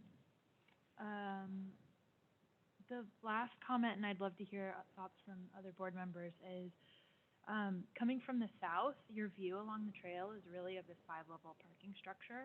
And I think it's difficult that this is in the shoreline band. And, you know, we've pushed back on parking garages in the shoreline band before, where they kind of limit views. And I think that might be happening in this case. You said there'd be a lot of planting of trees around the parking garage. It doesn't look like there's a very big buffer there. And you've shown some views around the parking garage, but I'd love to understand what the view would look like back north towards it. specifically because I think coming from that road, it is difficult to see the trail, it's difficult to understand it's there, and now there's a big parking garage, which is definitely not making it feel very public. The last point is really an operations one. As I was driving around the area, I've never been on the Oracle campus before, and I was curious. I wanted to go down and kind of check out Lake Larry or whatever that's called with the boat.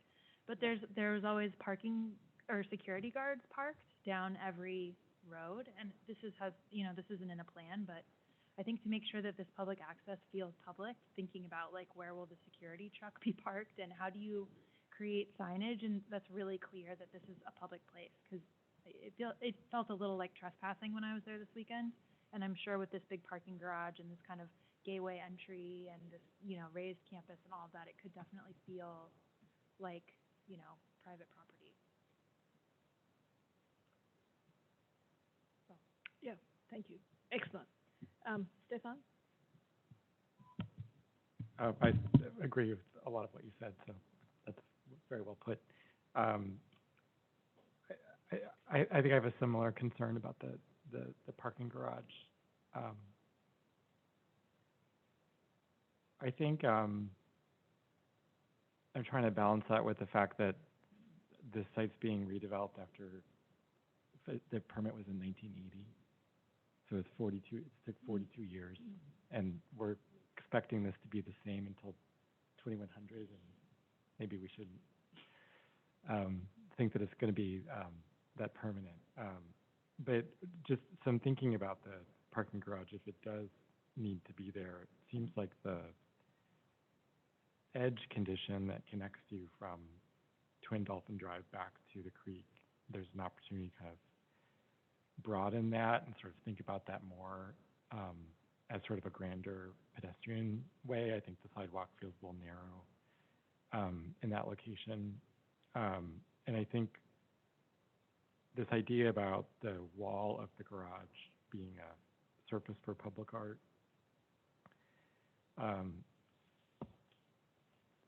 I would love for maybe one of two things to happen. One could be that you could have some sort of thickness at the ground floor, that if there's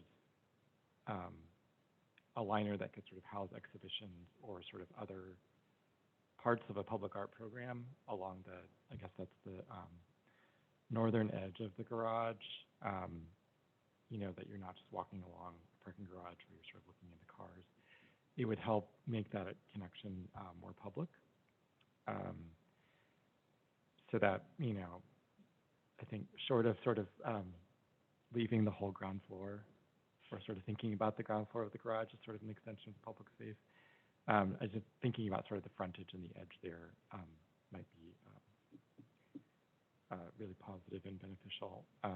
Other than that, I think I want to second just into what you were saying about just the thoughtfulness about thinking about connecting this to the creek system and also to the other improvements in the area. I think I really appreciate that, and the way it was presented and described helps us understand the continuity between these projects. So.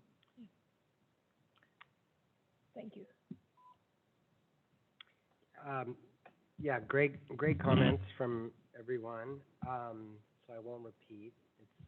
The creek is fantastic, and it's just another world when you get over to the other side. It is a low-lying site, and so I'm just going to say a little bit about the planting and the renderings, which are beautiful and very verdant and show what looks like deciduous trees. And I notice you have maples and oaks and native plants and all that. I'm assuming this is a landfill site, and if it is Baymut, as you mentioned, Cody, the soils are not, they're not really, you need native soils to support native plants, and I'd be thinking, looking at other sites on Bayfill and seeing how the plant palette, really leans towards, Australian plants that are salt tolerant, and not that I love them, but that's kind of what survives. And I think that some of the things that you've shown, I think the plant palette is great, but some of the things would only survive if you're really committed to changing the soil and, watering it extensively, like the maples and those native trees, which would be incredible, you know, they are native to probably Belmont Creek upstream. But once you get into this area, I'd be thinking more about soil intrusion and, you know, as you get sea level rise, having groundwater that comes in contact with the roots. And on top of all those problems, everything here is just so desiccated from the drought. And it would take a tremendous amount of water to achieve what you've shown, you know. So if you can do that, great, but we're seeing less and less owners really having the commitment to do it. And part of it is the culture of maintenance here. You know, people are used to the natural environment taking care of itself up here. We don't irrigate as much as, say, Southern California in general, and it's really hard to get people to overcome that resistance to maintain as they do in other desert areas. So I think we're going through a little bit of a shift there. I will leave it at that. And just, you know, some of the plantings that you showed, like on the levees and so on, I mean, levees need to be very well compacted, and so, you know, it's not a great growing environment. You know, engineers don't like you, like fluffing up the soil on the levee. And so I just think that as you go forward, that, you know, that would be another kind of level of reality to bring, you know, to the drawing. To add to that point, it looks like there's been some planting out there of like small trees, and they've already died, it looks like. So that may be kind of further to your point. Tom, is there anything else? Yes, go ahead. Yeah, thanks. I agree. I think the edges have been handled very nicely, and the connections, and there's a lot to recommend the landscape treatment that we're seeing. But I guess I have a question for everybody else. I'm a little mystified that with this much area inside the the 100-foot band, that all this parking and stuff and parking garage, is the feeling that there's such a nice job with the landscape being done where it is being done that it's okay to trade off for these other areas for parking? Open question to Yeah, look, anybody. no, look, and we should talk about this a little more. I guess my reaction was, firstly, on the surface parking, it's basically following the line of the existing surface parking, and the proponents pointed out that they are modifying that to put more trees in, so sort of breaking up the line of parking. I think so for me, that's not, and we think about all the range of projects that we review around the Bay, surface parking intruding into the 100-foot band, you know, is not unusual. Mm-hmm. And I think the landscape enhancements offset that in my mind.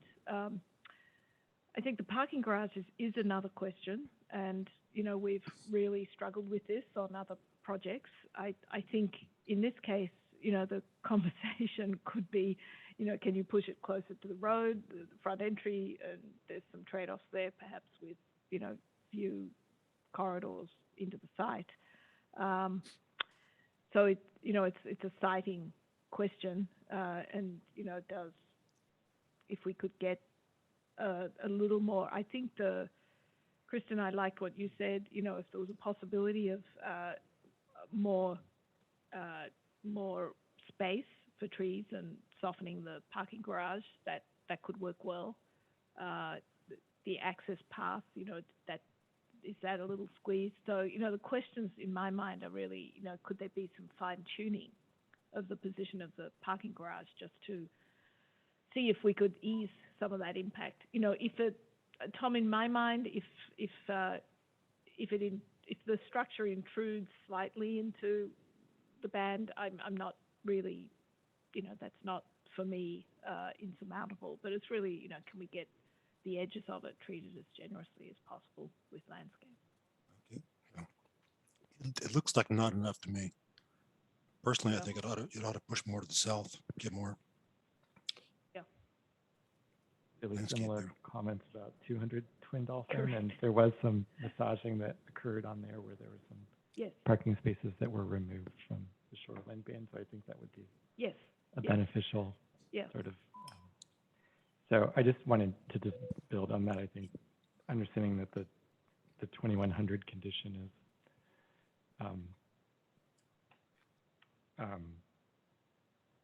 an estimate at what the future might be like, but the verticality that is required of the levee when it can't grow horizontally. I think that these exhibits, I think, are starting to suggest something where you would say it's not so great in terms of the connection I have as a person between the parking level and somebody who is 8 or 9 feet up on a public path. That the sort of the stark contrast that sort of creates that came up when we were looking at the Foster City levee proposal, that and especially in the areas where the right of way becomes very narrow. And so I think it does sort of just raise questions about, like, if as we're looking out beyond the mid-century condition, is it better to actually create larger horizontal spaces where we don't have such sort of extreme grade changes, and need to support the public access with like big retaining walls and things. So, and in my mind, like, the decision to consider that the surface parking lot needs to be in the same condition in 75 years as it is now, it feels a little bit like a stretch.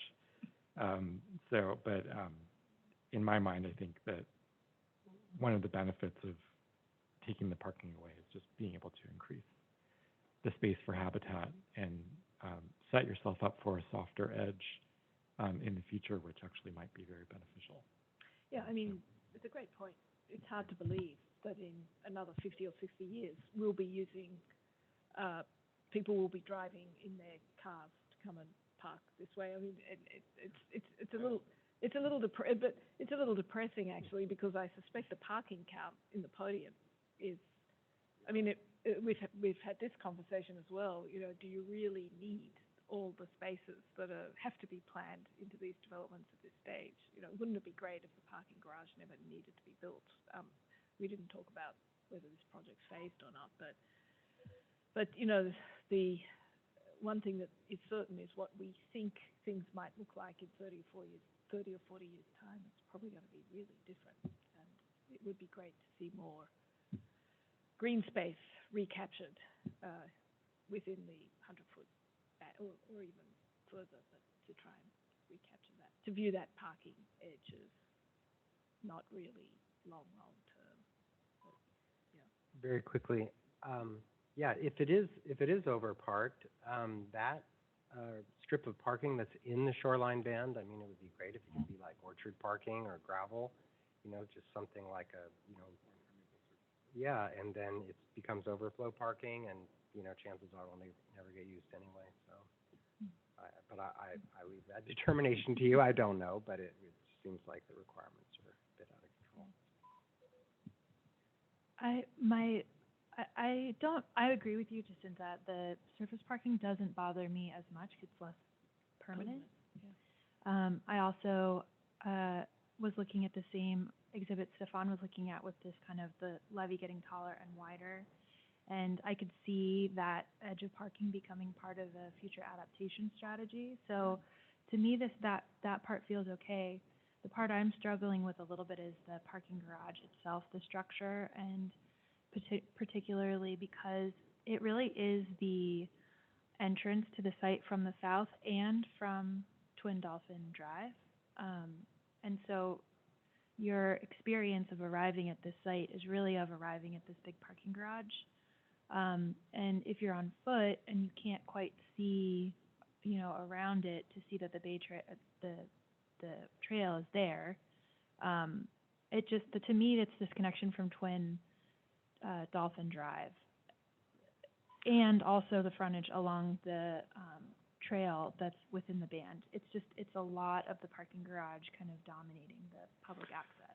Can we look at slide 26? Because I think this is what you're talking about.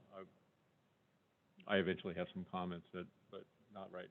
You finished, but I just thought it would be good if we looked at slide 26 in the exhibits.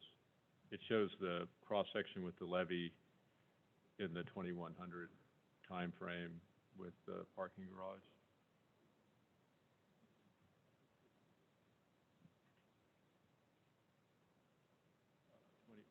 Six. Yeah, that one. I didn't mean to interrupt what you were saying, but it just seemed like this was kind of pertinent, and I was going to talk about it in a minute anyway. Oh, Well, okay. look, yeah, I'd like to try and wrap up this section, so. Just yeah. give me a couple minutes. Yeah, yeah, Oh, no, okay. no, I absolutely. want to wrap it up too. Yes, yeah. So actually, yeah, 26, not 24. 24 is like now, 26, okay. I really like the trail and the landscaping along the creek. I think that's great. I think it's really nice.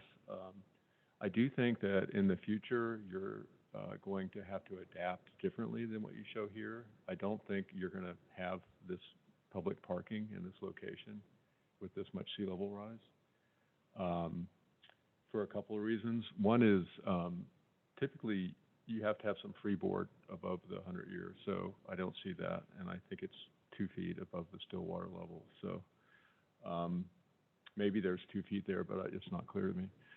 Secondly, if you look at the line down from the 100-year flood, you have the mean high water, which is close to 14 feet, which is about 6 feet. Do I have that right? 6 feet above the site? 14, 8, 6. Yeah, 6 feet. So if you kind of imagine the hydraulic grade line between the mean high water and it would probably daylight somewhere around that tree. Unless you have like some significant cutoffs, and you do have some walls there and cutoffs. But the point I'm trying to make is, I think the reality is, in the future, you're probably going to lose some of that parking, and in particular, this public parking. But that's way down the line if we have 6 feet of sea level rise, or something really high, which right now that's what people think is going to happen, and that's the state guidance for at least some more significant facilities. So I think there's room to adapt, but I don't see the adaptation recognized, and I think you will lose some of that parking, and then that could be a very nice green space. The other concern I have is the site's low, and I just don't understand how the drainage is going to work. And so I'm a little concerned that your finished floor elevation at 8, if not even your parking lot elevation, is a little low. And I think that's just a site condition, but I don't know. I just want to point that out, that I kind of feel like once you get over 3 or 4 feet of sea level rise, there's going to be a lot more water than is shown in these drawings, especially if it rains at high tide. But otherwise, I think in the near term, it's probably, doable.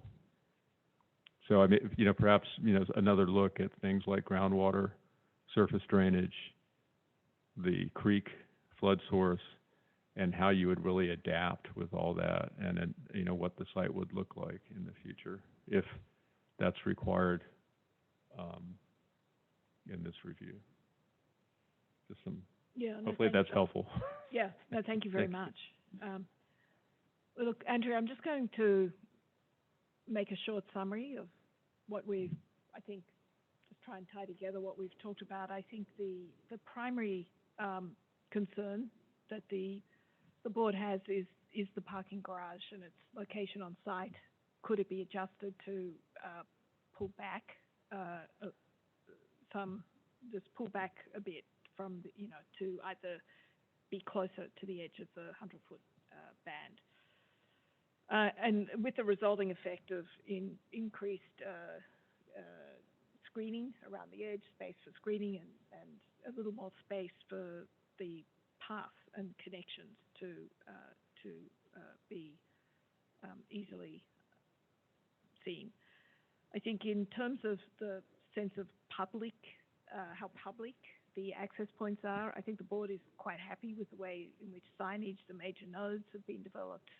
That's a very good approach.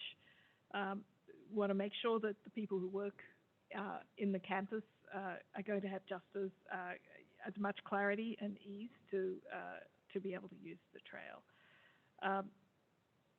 The view corridors will just give as much consideration as you continue the design process, you know, to making sure that visibility through to the trail is maintained or enhanced. On the questions of the low-lying site, drainage, upstream, you know, we've heard that you're early in the design process at this time, but I think, Bob, your comments are really important, and we'd encourage you to just make this as resilient as possible in the face of both 2050 and 2100 conditions. And look, on the landscape side, plant materials, Gary, your comments are really noted well. And, you know, despite what we might have in our plant lists for BCDC, you know, at a very practical level, at a microclimate level on this site in these conditions with bay mud and fill, just if you could give some, you know, real thought to the appropriate plant selection, given maintenance, water needs, and so on, and the fact we're in a terrible drought, which is unlikely to change dramatically. And look, I think in terms of, we didn't really say this specifically, but what you have done with the addition of seating, other amenities for the users looks great. And I think, you know, providing interpretation is terrific. And, you know, the more that you, as you continue through the process, the more that you can do to just make this as attractive a destination as you can will really pay off for both the people working there, but very importantly for the public as well.